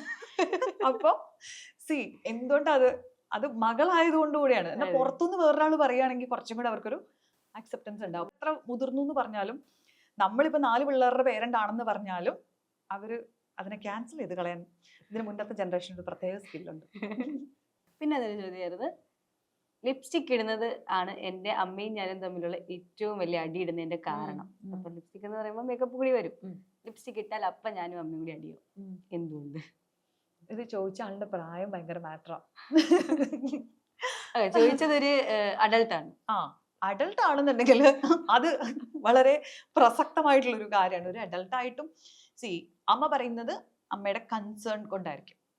അപ്പൊ നമ്മൾ പറയുന്നത് നമ്മൾ അതിന്റെ ഫാക്ട് ആൻഡ് ഫിഗേഴ്സ് വെച്ചിട്ടായിരിക്കും. ഇപ്പോൾ പൊതുവേ ഇങ്ങനെ വ്യാപകമായി ഒരു പറഞ്ഞിട്ടുണ്ടല്ലോ, ലിപ്സ്റ്റിക് ഇട്ട് കഴിഞ്ഞാൽ ക്യാൻസർ വരും, ലിപ്സ്റ്റിക് ഇട്ട് കഴിഞ്ഞാൽ ഇങ്ങനെയാണെന്നുള്ളത്. അപ്പൊ അതിന്റെ ഫിയറിൽ നിന്നിട്ടായിരിക്കും അമ്മ അതിനെക്കുറിച്ച് പറയുന്നത്. അല്ലെങ്കിൽ അതിന് വേറെ എന്തെങ്കിലും ചില പെർസ്പെക്റ്റീവുകൾ ഉണ്ടായിരിക്കും. പിന്നെ പൊതുവേ പണ്ടത്തെ ആളുകൾക്ക് ഒരു ധാരണയുണ്ട് മേക്കപ്പ് ഇടുന്ന പെൺകുട്ടികളൊക്കെ ചീത്തയായി പോകും. അല്ലേ? അങ്ങനെ കേട്ടിട്ടില്ല? നമ്മൾ സ്കൂളിൽ നല്ല പഠിക്കുന്ന കുട്ടികളൊക്കെ കുറച്ച് മേക്കപ്പ് ഒക്കെ ഇട്ട് വന്നു കഴിഞ്ഞാൽ പൊതുവെ ആൾക്കാർ പറയുന്നുണ്ട് കണ്ണെഴുതാനും മറ്റേ ഇതിനൊക്കെ നേരമുണ്ട്, ഈ നേരം കൊണ്ടിരുന്ന് 2 അക്ഷരം പഠിച്ചുകൂടെ. അപ്പൊ നമ്മൾ കുട്ടിക്കാലത്ത് നമ്മൾ സ്വാഭാവികമായിട്ട് മനസ്സിലാക്കുന്നത് എന്താ, അതൊക്കെ മോശം കാര്യമാണ് എന്ന് നമ്മൾ തന്നെ ഇങ്ങനെ മനസ്സിലാക്കാറുണ്ട്. അപ്പൊ ആ ഒരു ജനറേഷനിലുള്ള ആൾക്കാർ ശരിക്കും അത് അങ്ങനെ വിചാരിച്ചു വെച്ചിരിക്കുന്നത്. അപ്പോൾ ലിപ്സ്റ്റിക് ഇടാന്നൊക്കെ പറഞ്ഞു കഴിഞ്ഞാൽ എന്തോ എൻ്റെ കുട്ടി അങ്ങ് മോശമായി പോവാണോ എന്നുള്ള തോന്നൽ കൊണ്ട് പറയുന്നതായിരിക്കും. അപ്പൊ നേരത്തെ പറഞ്ഞ പോലെ ചില കാര്യങ്ങൾ നമ്മൾ റെസിസ്റ്റ് ചെയ്ത് ബൗണ്ടറീസ് സെറ്റ് ചെയ്ത് അങ്ങനെയൊക്കെ തന്നെയാണ് നമ്മൾ നമ്മുടെ ഫ്രീഡം ക്ലെയിം ചെയ്യുക. കോൺഫ്ലിക്റ്റ് ഉറപ്പായിട്ടും ഉണ്ടാവും. 2 ജനറേഷൻ ആകുമ്പോൾ ഉറപ്പായിട്ടും നമ്മളൊക്കെ ഇപ്പൊ ഈ ഇരിക്കുന്നു പറയുന്നതും സംസാരിക്കുന്നതും അല്ലെങ്കിൽ ഈ ഒരു പോയിന്റിലേക്കൊക്കെ എത്തിയത് ഇതുപോലെയുള്ള പല കോൺഫ്ലിക്റ്റുകളും പേരൻസുമായിട്ടും സൊസൈറ്റി ആയിട്ടും ഒക്കെ ഉണ്ടാക്കിയിട്ട് തന്നെയാണ്. ആദ്യം നല്ല റെസിസ്റ്റൻസ് ഉണ്ടായിരിക്കും, അല്ലെങ്കിൽ അമ്മ പറഞ്ഞ പോലെ കേൾക്കാതിരിക്കുമ്പോൾ ഗിൽറ്റ് ഒക്കെ ഫീൽ ചെയ്യും. ഇച്ചിരി കഴിയുമ്പോൾ ശീലമായിക്കോളും. അമ്മമാര് ആൺമക്കളോട് സ്നേഹം കൂടുതലും അച്ഛന്മാർക്ക് പെൺമക്കളോട് സ്നേഹം കുറവ്. അതിന്റെ എന്നെ ഇഷ്ടമല്ലാഞ്ഞിട്ടാണോ എന്നൊരു ചോദ്യമായിരുന്നു. ഇത് 2 സൈഡിൽ നിന്നും വന്നു. അപ്പം അതിനെങ്ങനെയാണ്? അതൊരു ഇഷ്ടക്കുറവെന്നോ ഇഷ്ട കൂടുതലെന്നോ എനിക്ക് അങ്ങനെ പറയാൻ പറ്റുമെന്ന് എനിക്കറിയില്ല. എനിക്ക് എൻ്റെ വീട്ടിൽ എനിക്ക് ഒരിക്കലും അങ്ങനെ ഫീൽ ചെയ്തിട്ടില്ല. ലൈക്ക് ഇപ്പം അച്ഛൻ എന്നോട് സ്നേഹം കൂടുതലെന്ന് അല്ലെങ്കിൽ അച്ഛൻ്റെ ബ്രദറിനോട് സ്നേഹം കുറവ് അല്ലെങ്കിൽ അങ്ങനെ എനിക്ക് ഫീൽ ചെയ്തിട്ടില്ല. പിന്നെ നമ്മൾ കൊച്ചിലെ തൊട്ട് നമ്മൾ എപ്പോഴും പറയായിരുന്നു മറ്റേ അമ്മയ്ക്ക് അവനോടാണ് സ്നേഹം കൂടുതലെന്നുള്ളത് നമ്മളിങ്ങനെ ഒരു സ്റ്റേറ്റ്മെന്റ് ആയിട്ട് പറഞ്ഞുകൊണ്ടിരുന്നത്. പക്ഷെ ആക്ച്വലി പലതിലും ഇരുന്നിട്ട് നമ്മൾ ഫാക്ട് ചെക്ക് ചെയ്യുന്ന സമയത്ത് അല്ലെങ്കിൽ എവിഡൻസ് എടുത്തിട്ട് നമ്മൾ സംസാരിക്കുന്ന സമയത്ത് അങ്ങനെ അല്ലാന്ന് തോന്നാറുണ്ട്. ഓപ്പോസിറ്റ് ആണ്. അങ്ങനെ ഓപ്പോസിറ്റ് ഒന്നും അല്ല, അവരങ്ങനെയൊന്നും ആയിക്കൊള്ളുന്നില്ല. പക്ഷെ നമ്മള് ഇങ്ങനെ ആണോ എന്ന് വിചാരിച്ചിട്ട് നോക്കിക്കഴിഞ്ഞാൽ അങ്ങനെ ആണെന്ന് പ്രൂവ് ചെയ്യാനുള്ള ഒരു 100,000 കാര്യങ്ങൾ നമുക്ക് കിട്ടും. അപ്പൊ അതുകൊണ്ട് പിന്നെ പൊതുവെ ചിലപ്പോൾ നമ്മുടെ ഓപ്പോസിറ്റ് ജെൻഡറിലുള്ള കുട്ടീൻ്റെ അടുത്ത് കുറച്ചൊരു അധികം വാത്സല്യം പലർക്കും തോന്നാറുണ്ടെന്ന് പലരും എക്സ്പീരിയൻസുകളിൽ നിന്ന് പറയാറുമുണ്ട്. എനിക്ക് പിന്നെ 2 പെൺകുട്ടികളായതുകൊണ്ട് എനിക്കത് എങ്ങനെയാ പറയേണ്ടത് പേഴ്സണൽ എക്സ്പീരിയൻസ് എന്ന് പറയാൻ പറ്റുന്നില്ല. പത്മ ആൻഡ് കമല ഇവര് തമ്മിൽ ചോദിച്ചിട്ടുണ്ടോ അമ്മയ്ക്ക് ചേച്ചിയോടാണോ? അത് പിന്നെ എപ്പോഴും വീട്ടിലുള്ള കോൺസ്റ്റന്റ് ക്വസ്റ്റൻ ആണ്. ഇടയ്ക്കിടയ്ക്ക് ഒന്ന് ചോദിച്ചോണ്ടിരിക്കും. സോ ഹൗ പേരന്റിങ്ങിൽ ഇത് എങ്ങനെയാണ് ഹാൻഡിൽ ചെയ്യേണ്ടത്? അത് കുറച്ച് ട്രിക്കിയാണ്. പിന്നെ എനിക്കത് ഹെൽപ്ഫുൾ ആവുന്നത് എന്താണെന്ന് വെച്ചാൽ ഇവർ രണ്ടുപേരും 2 ഏജ് ഗ്രൂപ്പാണ്. 2 പേരും തമ്മിൽ 8 വയസ്സിന്റെ വ്യത്യാസമുണ്ട്. അപ്പൊ മൂത്ത ആൾക്ക് സ്നേഹം വേണ്ട രീതിയിലല്ല ചെറിയ ആൾക്ക് സ്നേഹം വേണ്ടത്. മൂത്ത ആൾക്ക് സമയം കൊടുത്താൽ ഇപ്പൊ അവള് സ്കൂളിൽ നിന്ന് വന്ന് പറയുന്ന കാര്യങ്ങൾ മുഴുവൻ കേട്ടോണ്ടിരിക്കുക എന്നുള്ളതാണ്. അല്ലെങ്കിൽ അവളുടെ കൂടെ ടൈം സ്പെൻഡ് ചെയ്യുക, അവളുടെ കൂടെ ഷോപ്പിങ്ങിന് പോവുക, അവളുടെ ഫ്രണ്ട്സിനെ കുറിച്ചുള്ള സ്റ്റോറീസ് കേൾക്കുക, അവളുടെ കുഞ്ഞ് വാനിറ്റിയിലേക്കുള്ള സാധനങ്ങൾ ചൂസ് ചെയ്യുക. ലൈക്ക് ഇങ്ങനത്തെ കാര്യങ്ങൾക്കൊക്കെയാണ് അവൾക്ക് അമ്മയെ വേണ്ടത്. അല്ലെങ്കിൽ ഒരു ഇമോഷണൽ സപ്പോർട്ട്. അമ്മ this is what happened in school എന്ന് പറയുമ്പോഴത്തേക്കും ആണോ ഓക്കെ എന്ന് പറഞ്ഞിട്ട് അത് കേൾക്കാനുള്ള ലിസണർ, ഇങ്ങനത്തെ സ്പേസിലൊക്കെയാണ് അവൾക്ക് അമ്മയെ വേണ്ടത്. പക്ഷെ ചെറിയ ആൾക്ക് അങ്ങനെയല്ല. ചെറിയ ആൾക്ക് അവളുടെ കൂടെ കളിക്കാൻ വേണം, അവളെ ബെഡിലിട്ട് ഉരുട്ടി മറിക്കാൻ വേണം, ചില സമയത്ത് ഫുഡ് വാരി കൊടുക്കാൻ വേണം, അല്ലെങ്കിൽ ഇന്ന് അമ്മ കുളിപ്പിച്ചാൽ മതി. ലൈക്ക് അവൾക്ക് കുറച്ചും കൂടെ അതായത് അവൾ കണക്ട് ചെയ്യാൻ 2 പേർക്കും വേണ്ടത് സ്നേഹവും അറ്റൻഷനും സമയവും ഒക്കെ തന്നെയാണ്. പക്ഷെ അവർക്ക് 2 പേർക്ക് 2 രീതിയിലാണത് വേണ്ടത്. അപ്പൊ അതുകൊണ്ട് അത് ബാലൻസ് ചെയ്യാൻ വലിയ ബുദ്ധിമുട്ടില്ല. പക്ഷെ എന്നാലും രാത്രി ഞങ്ങളുടെ വീട്ടിൽ വന്ന കോമഡിയാ. ഒരാൾ സ്കൂളിൽ നിന്നുള്ള കഥ പറഞ്ഞുകൊണ്ടിരിക്കും, ഇങ്ങനെ ഒരു സൈഡിൽ അമ്മ you know what happened in school എന്ന് പറഞ്ഞിട്ട് ഒരാൾ ഇങ്ങനെ ഞാൻ അവിടെ കിടക്കുകയായിരിക്കും, പക്ഷെ മൂത്തവൾ ഇങ്ങനെ മുറി കൂടി ഫുള്ള് ചുറ്റി നടന്ന് ഇങ്ങനെ ആ ഡേ ഫുള്ള് പറഞ്ഞുകൊണ്ടിരിക്കുകയായിരിക്കും. ചെറിയ ആള് നിർത്ത് പപ്പ നിർത്ത് അമ്മ പറ, എന്നിട്ട് കുറുക്കൻ, എന്നിട്ട് ഞാൻ പറയും ഒന്ന് ചേച്ചി ഒന്ന് പറഞ്ഞു കഴിയട്ടെ എന്നിട്ട് നമുക്ക് കുറുക്കന്റെ കാര്യം പറയാം. അപ്പൊ മൂത്തോള് പറയും അവക്ക് എപ്പോഴും ഉണ്ട്, എടി ഇന്നലെ നിന്നോട് കഥ പറയും, ഇന്ന് നിനക്ക് കഥയില്ല, നീ കിടന്നുറങ്ങാം, അമ്മ ഇനി കുറച്ച് കാര്യം പറയാനുണ്ട്. എന്നിട്ട് പിന്നെ അല്ലെങ്കിൽ അവള് വന്നിട്ട് പറയും അമ്മ ഒരു കാര്യം ചെയ്യേ, ഇവളെ ഉറക്കിയിട്ട് വാ എന്നിട്ട് നമുക്ക് സംസാരിക്കാം. അപ്പൊ മറ്റുള്ളത് കേൾക്കുമല്ലോ, അവള് പറയും ഞാനിന്ന് ഉറങ്ങുന്നില്ല. So this is a constant struggle. പക്ഷെ എനിക്ക് തോന്നിയിട്ട് ദാറ്റ് ഇസ് ദ എന്താണ് ബ്യൂട്ടി ഓഫ് പേരന്റിങ്. നമ്മളെ രണ്ടുപേർക്കും വേണം വേണം എന്ന് പറയുന്ന ഒരു സ്പേസ് ആണല്ലോ. That is very beautiful. പിന്നെ ഏറ്റവും കൂടുതൽ വന്നൊരു ക്വസ്റ്റ്യൻ ആണ് ഇത്. അവരുടെ മോനെ കണ്ടുപിടിക്ക്, ഇവരുടെ അപ്പുറത്തെ മക്കളെ കണ്ടുപിടിക്ക് എന്ന് പറയുമ്പോ അവര് ചീത്തക്കാര്യങ്ങളും ചെയ്യുന്നത് കണ്ടുപിടിക്കണോ എന്നായിരുന്നു ചോദ്യം. പണ്ട് തൊട്ടേ ഉള്ള ഇത് എൻ്റെ അമ്മയൊക്കെ ചെയ്തിട്ടുണ്ട്. ലൈക്ക് അത് വളരെ സ്വാഭാവികമായിട്ട് പറഞ്ഞു പോകുന്ന ഒരു കാര്യമായിരുന്നു. അത് നമ്മുടെ കുട്ടീൻ്റെ ക്വാളിറ്റീനെ ഹൈലൈറ്റ് ചെയ്യാൻ ഒരിക്കലും നമുക്ക് സമയം ഉണ്ടാവില്ല. അന്ന് ഒരു ധാരണയും കൂടെ ഉണ്ട്, നമ്മുടെ കുട്ടി ചെയ്യുന്നതിന് നമ്മളിങ്ങ് ഹൈലൈറ്റ് ചെയ്ത് കഴിഞ്ഞാൽ ഇവർ അഹങ്കാരികളായി പോവോ, ഇത് മതി ഞാനങ്ങ് എല്ലാം തികഞ്ഞു എന്ന് ഇവർ വിചാരിക്കുമെന്നൊക്കെ ആയിരുന്നു. അതായത് നമ്മളെ ഹമ്പിളായിട്ട് വളർത്തുക, അഹങ്കാരമില്ലാത്തവരായിട്ട് വളർത്തുക, എൻ്റെ കുട്ടിയെക്കുറിച്ച് എല്ലാവരും നല്ലത് പറയുക എന്നൊക്കെ ഉള്ളത് നമ്മുടെ പേരൻസിൻ്റെ ഭയങ്കര ഉദ്ദേശങ്ങളിൽ ഒന്നായിരുന്നു. അപ്പം അതുകൊണ്ട് അവർ അങ്ങനെയാണ് നമ്മളെ ട്രെയിൻ ചെയ്തിട്ടുള്ളത്. അപ്പോൾ നമ്മൾ നല്ലതാന്ന് പറയൂല, പക്ഷെ അപ്പുറത്തെ വീട്ടിലെ ആൾക്ക് എന്തെങ്കിലും ഒരു നല്ല ക്വാളിറ്റി ഉണ്ട് എന്നുണ്ടെങ്കിൽ അതിനെ ഭയങ്കരമായിട്ട് ഹൈലൈറ്റ് ചെയ്ത് പറയും. അപ്പം എൻ്റെ അമ്മയ്ക്ക് ഇതുപോലെ ഞങ്ങളുടെ അപ്പുറത്തെ വീട്ടിലൊരു കുട്ടി, അവള് വീട് നന്നായിട്ട് ടേക്ക് കെയർ ചെയ്യും. അതായത് അവള് ചെറിയ പ്രായത്തിൽ തന്നെ അവള് ചൂലെടുത്തെല്ലാം അടിച്ചു വാരും, പാത്രമൊക്കെ കഴുകി വെക്കും, ഇങ്ങനത്തെ പരിപാടികളെല്ലാം ചെയ്യും. എനിക്ക് തീരെ ഇൻട്രസ്റ്റ് ഇല്ലാത്ത കാര്യങ്ങൾ ഇതൊക്കെ. But at the same time ഞാൻ നന്നായിട്ട് സ്കൂളിൽ പെർഫോം ചെയ്യും, ഞാൻ നന്നായിട്ട് പഠിക്കും, ഞാൻ മറ്റേ റീഡേഴ്സ് ക്ലബ്ബിലുണ്ട്, അതിലുണ്ട്, ഇതിലുണ്ട്. ലൈക്ക് എനിക്ക് ഞാൻ ആ പ്രായത്തിൽ ചെയ്യേണ്ട കാര്യങ്ങൾ ഞാൻ ഭയങ്കര സെറ്റാന്ന് എൻ്റെ വിചാരം. അപ്പൊ ഇത്രയും നന്നായിട്ട് ചെയ്യുന്ന എൻ്റെ അടുത്ത് വന്നിട്ട് എൻ്റെ അമ്മ പറയും നീ ഉണ്ടല്ലോ അവളെ കണ്ടുപിടിക്കണം, അവളുടെയൊക്കെ കാല് കഴുകി വെള്ളം കുടിക്കണം, ഇങ്ങനത്തെ ഡയലോഗൊക്കെ പറയാം. എന്തിന്? പക്ഷെ ഇതിന്റെ ഇൻട്രസ്റ്റിംഗ് കാര്യം എന്താണെന്നറിയോ, ഈ മറ്റേ ആളുടെ ലൈഫിൽ എന്തെങ്കിലും ഒരു ഫെയിലിയർ വരുമ്പോണ്ടല്ലോ നമുക്കറിയാണ്ട് സന്തോഷം വരും. കറക്റ്റ്. എന്നിട്ട് നമുക്ക് ഗിൽറ്റ് തോന്നും, അയ്യോ ഞാൻ ഇതൊരു വൃത്തിയായിട്ട സ്ത്രീ, ഞാൻ അങ്ങനെ ആലോചിക്കാൻ പാടില്ലായിരുന്നു, പക്ഷെ അമ്മ അവള് മറ്റേ എക്സാമിൽ തോറ്റു കേട്ടോ എന്ന് പറയുമ്പോൾ നമുക്ക് ഭയങ്കര സന്തോഷമാണ് ആക്ച്വലി ഫീൽ ചെയ്യുക. അപ്പോൾ ഈ കമ്പാരിസൺ എന്ന് പറയുന്നത് നമ്മുടെ കുട്ടിക്കാലത്തിനെ നശിപ്പിച്ച് കളയുന്ന ഒരു വൃത്തിയായിട്ട കാര്യമാണ്. അത് വീടിനുള്ളിൽ തന്നെയുള്ള കമ്പാരിസൺ ആകുമ്പോൾ ഇറ്റ് ഇസ് ഡെഡ്ലി കോമ്പിനേഷൻ. നമ്മുടെ ബ്രദേഴ്സായിട്ട് സിസ്റ്റേഴ്സായിട്ട് സിബ്ലിങ്സുമായിട്ട് കമ്പയർ ചെയ്യുക. എനിക്ക് എപ്പോഴും തോന്നി, ഇപ്പോൾ എൻ്റെ ബ്രദർ പലപ്പോഴും അതിൻ്റെ ഒരു വ്യക്തിമായിരുന്നു എന്ന് എനിക്ക് തോന്നാറുണ്ട് പിന്നീട്. കാരണം ഞാൻ ഭയങ്കര നല്ല കുട്ടിയായിരുന്നു. നല്ല കുട്ടിയാണെന്നുള്ളത്, ഞാൻ ഭയങ്കര നല്ല കുട്ടി കളിക്കുമായിരുന്നു. അമ്മ നോക്കും, ഞാൻ സ്കൂളിൽ നന്നായി പഠിക്കുന്നുണ്ട്, എന്നെ ടീച്ചേഴ്സിനൊക്കെ വലിയ ഇഷ്ടമാണ്, ഞാൻ അങ്ങനെ വലിയ കുരുത്തക്കേടൊന്നും കാണിക്കാൻ പോവാറില്ല, അങ്ങനെയൊക്കെ നോക്കുമ്പോൾ നല്ല കുട്ടിയാണ്. അത് ഇവൻ വളരെ സ്വാഭാവികമായിട്ട് ആ ഒരു കുട്ടി പ്രായത്തിൽ കാണിക്കേണ്ട എല്ലാ കുരുത്തക്കേടുകളും കാണിച്ചിട്ട് മരത്ത് കയറി വിഡി ഉണ്ടാക്കിയും സാറിനിട്ട് കല്ലെറിഞ്ഞു, ലൈക്ക് അങ്ങനെയൊക്കെയാണ് അവൻ വളർന്നിട്ടുള്ളത്. അപ്പൊ ഇവൻ എപ്പോഴും പ്രോബ്ലം ചൈൽഡ് ആയിരുന്നു. അപ്പൊ ഇവനോട് കോൺസ്റ്റന്റ്ലി ഇവൻ ടീച്ചേഴ്സ് ആണെങ്കിൽ പറയും നീ അശ്വതിന്റെ അനിയനല്ലടാ. അപ്പൊ എനിക്ക് അന്നത് സന്തോഷമായിരുന്നു. ഇന്ന് പക്ഷെ എനിക്ക് അത് ഓർക്കുമ്പോൾ എനിക്ക് ഭയങ്കര സങ്കടം തോന്നുന്നു അവനോട്. അതായത് അവൻ ചിലപ്പോൾ ഇപ്പൊ അത് ആലോചിക്കുന്നുണ്ടാവില്ല, പക്ഷെ അവനെ കോൺസ്റ്റന്റ്ലി എല്ലാവരും കമ്പയർ ചെയ്തിട്ടുണ്ടായിരുന്നു, അല്ലെങ്കിൽ അവന്റെ മേലെ എപ്പോഴും ഒരു പ്രഷർ ഉണ്ടായിരുന്നു, എന്നെ പോലെ ആവൂ അല്ലെങ്കിൽ എന്നെ പോലെ പെർഫോം ചെയ്യൂ എന്നുള്ളത്. മൂത്ത കുട്ടികൾ, നല്ല മിടുക്കര് കുട്ടികളുള്ള എല്ലാ സിബ്ലിങ്സിനോട് ചോദിച്ചാൽ അറിയാം, ചേച്ചിയെ പോലെ ആവാൻ, ചേട്ടനെ പോലെ ആവാനുള്ള ഒരു പ്രഷറിലായിരിക്കും അവരുടെ ഒക്കെ ജീവിതം ഉണ്ടായിട്ടുണ്ടാവുക. അത് അറിഞ്ഞോ അറിയാതെയോ ഒക്കെ അവരുടെ ചൈൽഡ്ഹുഡിനെ പിന്നീടുള്ള അവരുടെ അഡൽട്ട് ലൈഫിനെ ഒക്കെ എഫക്ട് ചെയ്യാനും സാധ്യതയുണ്ട്. ബിക്കോസ് അവർക്ക് കോൺസ്റ്റന്റ്ലി ഫീൽ ചെയ്യും ഞാൻ അത്ര പോരാ, ഞാൻ ഇനി എന്തൊക്കെയോ ആയാലാണ് എനിക്ക് എന്നെ പ്രൂവ് ചെയ്യാൻ പറ്റുള്ളൂ എന്നുള്ളത്. ഇതിന്റെ കൂടെ വന്ന് വേറെ ക്വസ്റ്റ്യൻ ആയിരുന്നു. അപ്പം ഞങ്ങളും അപ്പുറത്തെ അമ്മയും അച്ഛനെയും കണ്ടുപിടിക്കാൻ പറയുമ്പോ അവര് കേൾക്കാറില്ല. അത് ശരിയാ. അപ്പുറത്തെ വീട്ടിലെ അച്ഛനെയും അമ്മയും നോക്കൂ, അവർ എന്ത് നല്ല ഫ്രീഡം കൊടുത്താ വളർത്തുന്നതെന്ന് പറഞ്ഞു കഴിഞ്ഞാൽ അത് പറ്റൂല. അപ്പോഴും ദേഷ്യം മാത്രമാണ് ഇമോഷൻ എക്സ്പ്രസ് ചെയ്യാനുള്ളൊരു ഇമോഷൻ.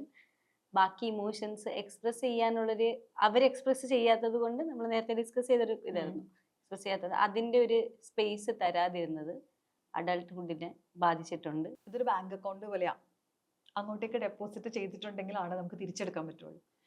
അപ്പോൾ ഇമോഷൻസ് നമ്മൾ എക്സ്പ്രസ് ചെയ്യുന്നത്, കുട്ടികളോട് സ്നേഹം കാണിക്കുന്നത്, അത് കാണിക്കേണ്ട തരത്തിൽ കാണിക്കേണ്ട സമയത്ത്, അത് ചിലപ്പോൾ ഫിസിക്കൽ ടച്ച് ആവാം, ചിലപ്പോൾ ഒന്ന് തോളത്ത് ടാപ്പ് ചെയ്യുന്നതോ അല്ലെങ്കിൽ ഒരു വാലിഡേഷൻ കൊടുക്കുന്നതോ, ആ പറഞ്ഞത് നിനക്ക് അങ്ങനെ ഫീൽ ചെയ്തു അല്ലേ, അത് ആർക്കാണെങ്കിലും അങ്ങനെ ഫീൽ ചെയ്യും, സങ്കടം വന്നു അല്ലേ എന്നുള്ളത് അക്നോളജ് ചെയ്യുന്നത്, ഇതൊക്കെ ഭയങ്കര ഇമ്പോർട്ടൻ്റ് ആയിട്ടുള്ള കാര്യങ്ങളാണ് ഒരു കുട്ടിയെ സംബന്ധിച്ചിടത്തോളം. അപ്പോൾ എന്താ പലപ്പോഴും സംഭവിക്കുന്നതെന്ന് വെച്ച് കഴിഞ്ഞാൽ, പേരൻസ് ആ ഒരു പ്രായത്തിൽ ഇതൊന്നും കാണിക്കില്ല. അപ്പോൾ അവർ സ്ട്രിക്റ്റ് ആയിട്ട് വളർത്തും. ഈ സ്നേഹമൊന്നും അത്ര വലിയ കാണിക്കേണ്ട കാര്യമല്ല എന്നുള്ളത് വളരെ സ്വാഭാവികമായിട്ട് ദേഷ്യം വരുമ്പോൾ മാത്രം എക്സ്പ്രസ് ചെയ്യും, അല്ലാത്തതിനൊന്നും പ്രത്യേകിച്ചൊന്നും ഇല്ലാണ്ട് വളർത്തിക്കൊണ്ട് വരും. പലപ്പോഴും ഈ കുട്ടി ഭയങ്കര കൺഫ്യൂസ്ഡ് ആവും, അപ്പോൾ എൻ്റെ ഇമോഷൻസ് എക്സ്പ്രസ് ചെയ്യുന്നതും ലൈക്ക് അതിനൊരു വാലിഡേഷൻ സീക്ക് ചെയ്യുന്നതൊന്നും ശരിയല്ല. This is how it should be എന്ന് വിചാരിച്ചിട്ട് വളർന്നു വരും. അതായത് ഇമോഷൻസ് ഒക്കെ സപ്രസ് ചെയ്ത് അത് നോർമലൈസ് ചെയ്ത് വളർന്നു വരും. കുറച്ച് കാലം കഴിയുമ്പോഴേക്കും ഈ പേരൻസ് അവരുടെ ഒരു വൾണറബിൾ സ്റ്റേറ്റിലേക്ക് മാറുമല്ലോ. അവർ പ്രായമാവും, അവർക്ക് തിരിച്ച് കുട്ടിയിൽ നിന്ന് ഈ പറഞ്ഞതൊക്കെ വേണ്ടി വരുന്ന ഒരു സമയം വരും. ഈ കുട്ടിക്ക് ഇതൊന്നും ഫീൽ ചെയ്തോളുന്നില്ല. ഇത് നമ്മൾ ഒരുപാട് പേരിൽ കാണുന്നതാണ്. അന്ന് ചെറുപ്പത്തിലൊന്നും കൊടുത്തിട്ടില്ല. അതായത് ഇമോഷണൽ അവൈലബിലിറ്റി കൊടുത്തിട്ടില്ല, ഇമോഷണൽ ബാങ്ക് അക്കൗണ്ട് ഫില്ല് ചെയ്ത് കൊടുത്തിട്ടില്ല. എന്നിട്ട് പ്രായമാവുന്ന സമയത്ത് പേരൻസിന് പ്രായമാകുമ്പോൾ ഇവർ ഇതൊക്കെ കുട്ടിയുടെ അടുത്ത് നിന്ന് തിരിച്ച് എക്സ്പെക്ട് ചെയ്യും. നിനക്ക് ഞങ്ങളോട് കുറച്ചും കൂടെ സ്നേഹമായിട്ട് സംസാരിച്ചാൽ എന്താ, ഒന്നും കൂടെ ഒന്ന് ഫോൺ വിളിച്ച് പറഞ്ഞാൽ എന്താ. അപ്പോൾ പലപ്പോഴും പല മക്കളും പറയുന്നതാണ്, എനിക്ക് അറിയത്തില്ല എന്താ സംസാരിക്കേണ്ടതെന്ന്, എനിക്ക് അവരുടെ അടുത്ത് പോയി ഇരിക്കാൻ തോന്നുന്നില്ല, എനിക്ക് അങ്ങോട്ടേക്ക് ചെല്ലാൻ തോന്നുന്നില്ല, ഞാനൊരു മോശം മകനായിട്ടാണ് അല്ലെങ്കിൽ ഞാനൊരു മോശം മകളായിട്ടാണ്, ഞാൻ അങ്ങനെ ചെയ്യാൻ പാടില്ലല്ലേ എന്ന് വിചാരിച്ചിട്ട് ഇവർ ഗിൽട്ട് അനുഭവിക്കുക. എനിക്ക് എന്താ എൻ്റെ അച്ഛനോടും അമ്മയോടും ഇങ്ങനെ കാണിക്കാൻ പറ്റാത്തെന്നുള്ളത്. അപ്പം അച്ഛനും അമ്മയും പറയുമ്പോൾ അവർ പറയും ഞങ്ങളെല്ലാം പ്രൊവൈഡ് ചെയ്തിട്ടുണ്ട്, അന്ന് ഞങ്ങൾ ബിസി പ്രൊവൈഡിങ് ആയിരുന്നു, അന്നപ്പം ഞങ്ങൾ നിനക്ക് വേണ്ടുള്ള സൗകര്യങ്ങൾ ചെയ്തു തന്നിട്ടുണ്ട്, സ്കൂളിൽ വിട്ടിട്ടുണ്ട്, ഡ്രസ്സിന് ഡ്രസ്സ്, അല്ലെ, ലൈക്ക് എവറിത്തിങ് ഞങ്ങൾ പ്രൊവൈഡ് ചെയ്തിട്ടുണ്ട്. അതൊക്കെ പോരെ? പക്ഷെ അത് പോരാ. ഒരു കുട്ടിയെ സംബന്ധിച്ചിടത്തോളം അത് പോരാ. അത് പോരാത്തത് കൊണ്ട് തന്നെ അവർക്ക് നാളെ ഒരു സമയത്ത് ഇതൊന്നും ഇതേപോലെ തിരിച്ചു കൊടുക്കാൻ പറ്റിയെന്ന് വരില്ല. അപ്പൊ പറഞ്ഞിരുന്ന് കണക്ക് പറഞ്ഞിട്ട് കാര്യമില്ല, ഞങ്ങൾ അങ്ങനെ ചെയ്തിട്ടുണ്ട് ഇങ്ങനെ ചെയ്തിട്ടുണ്ട്, ഇപ്പൊ ഞങ്ങളെ നോക്കുന്നില്ല. കുട്ടികൾക്ക് തിരിച്ചു വരാൻ പറ്റുന്ന ഒരു സേഫ് സ്പേസ് ആയിട്ട് അച്ഛനും അമ്മയും എല്ലാ കാലത്തും അവിടെ ഉണ്ടെന്ന് ആ ബോധ്യത്തിൽ വളർന്നാൽ മാത്രമാണ് അവർക്ക് അങ്ങോട്ടേക്ക് തിരിച്ചു ചെല്ലാൻ തോന്നുള്ളൂ. അല്ലെങ്കിൽ അവരുടെ ബ്രെയിൻ അത് റെസിസ്റ്റ് ചെയ്യും. അപ്പോൾ ദാറ്റ് ഈസ് വെരി ഇമ്പോർട്ടൻറ്റ്. പിന്നെ എന്താണോ നമ്മുടെ പേരൻസ് നമ്മളോട് ചെയ്തത് ആ വൂണ്ട് ഹീൽ ചെയ്ത് അത് നമ്മുടെ മക്കളിലേക്ക് പാസ് ചെയ്യാതിരിക്കാൻ ട്രൈ ചെയ്യാന്നുള്ളതാണ് നമുക്ക് ചെയ്യാൻ പറ്റുന്ന കാര്യം. ഇതും ഒരു നെക്സ്റ്റ് ഒരു കൺഫെഷൻ ആയിരുന്നു. ഒരു ടോക്സിക് ആണോ എന്നറിയില്ല, പക്ഷെ വീട്ടിൽ ഡിസ്ഫങ്ഷൻ ആയിട്ടുള്ള ഒരു ഫാമിലിയിൽ നിന്നാണ്. അപ്പോൾ അവിടെ ഇഷ്യൂസ് ഉണ്ടായിരുന്നു. എന്നാൽ ഡിവോഴ്സ്ഡ് അല്ല, പക്ഷെ വീട്ടിലെ പ്രശ്നങ്ങൾ, ആ ഒരു കോൺഫ്ലിക്റ്റ് ഉള്ളൊരു കുടുംബത്തിൽ നിന്നാണ്. സോ ആ ഒരു അവരുടെ പേരൻസിന്റെ ഇഷ്യൂസിന്റെ ഇടയിൽ മക്കളോട് ഇമോഷണലി പറഞ്ഞ പോലെ സമയം കിട്ടിയിട്ടില്ല. അത് കഴിഞ്ഞപ്പം കുട്ടി വളർന്നു, കുട്ടിയുടെ കല്യാണം കഴിയുന്നു, കുട്ടി വേറെ ഫാമിലിയിലേക്ക് പോകുന്നു. സോ പേരൻസ് എക്സ്പെക്ട് ചെയ്യുന്നതും അവള് പഠിച്ചിരിക്കുന്നത് അമ്മ നിന്ന പോലെ അല്ലെങ്കിൽ പേരൻസ് ചെയ്ത പോലെ ആയിരിക്കും എൻ്റെയും ഫാമിലി. അപ്പം അവിടെ അത് ബ്രേക്ക് ചെയ്യാൻ പറ്റുന്നില്ല. സോ പേരൻസ് അന്ന് അങ്ങനെ ചെയ്തില്ലായിരുന്നെങ്കിൽ maybe I would have been better എന്നുള്ളൊരു തോട്ടാണ്, ഒരു കൺഫെഷൻ ആയിരുന്നു. I get it. കോൺഫ്ലിക്റ്റ് ഉള്ള ഫാമിലി അറ്റ്മോസ്ഫിയറിൽ ജീവിക്കുക എന്ന് പറയുമ്പോൾ ശരിക്കും പറഞ്ഞാൽ ഒരാളുടെ നെർവസ് സിസ്റ്റം എല്ലാ സമയത്തും ഇങ്ങനെ ഭയപ്പെട്ട് പേടിച്ച് എപ്പോഴും അലേർട്ട് മോഡിൽ, അല്ലെങ്കിൽ നമ്മൾ പറയും മറ്റേ സിമ്പത്തറ്റിക് സ്റ്റേറ്റിലാണ് നമ്മുടെ നെർവസ് സിസ്റ്റം ഉള്ളതെന്ന്. അപ്പം അങ്ങനത്തെ ഒരു അവസ്ഥയിലാണ് നമ്മൾ കുട്ടികളായിരിക്കുമ്പോൾ ജീവിക്കുക. കാരണം കുട്ടികൾക്ക് പലപ്പോഴും ഇതിൽ എന്താണ് സംഭവിക്കുന്നത് എന്നുള്ളത് മനസ്സിലാക്കാനുള്ള ഇമോഷണൽ മെച്യൂരിറ്റി ആയിട്ടുണ്ടാവില്ല. അപ്പം അവർ റിലേഷൻഷിപ്പിന്റെ കോംപ്ലക്സിറ്റീസിനെ കുറിച്ചും അവർ തമ്മിലുള്ള ഡൈനാമിക്സ് എന്താണെന്നുള്ളതൊന്നും കുട്ടിക്ക് ആ പ്രായത്തിൽ മനസ്സിലായിക്കൊള്ളുന്നില്ല. അപ്പോൾ കുട്ടികൾ പലതും ഈ കോൺഫ്ലിക്റ്റ് വളരെ നോർമലൈസ് ചെയ്യുന്ന ഫാമിലി ഉണ്ട്. ഇതൊക്കെ ഇങ്ങനെയാണ് എന്ന് അങ്ങനെ ആയിരിക്കും ചിലപ്പോൾ അവർ ആ സമയത്ത് മനസ്സിലാക്കുക. അല്ലെങ്കിൽ ഇങ്ങനെയാണ് ഞാൻ എൻ്റെ പ്രശ്നങ്ങൾ അവതരിപ്പിക്കേണ്ടത്, ഇങ്ങനെയാണ്. കോൺഫ്ലിക്റ്റ് ഉണ്ടാവുന്നത് മാത്രമല്ല, ഈ കോൺഫ്ലിക്റ്റ് എങ്ങനെയാണ് ഹെൽത്തി ആയിട്ട് റിസോൾവ് ചെയ്യുന്നതെന്നുള്ള. ഒരു ഫാമിലിയും കോൺഫ്ലിക്റ്റ് ഫ്രീ ഒന്നും ആയിരിക്കില്ല. സ്വാഭാവികമായിട്ടും കുറച്ച് പേര് ഒരു റൂഫിന്റെ അണ്ടറിൽ എങ്ങനെ താമസിച്ചു കഴിഞ്ഞാൽ മനുഷ്യരാണോ, പ്രശ്നങ്ങൾ ഉണ്ടാവും.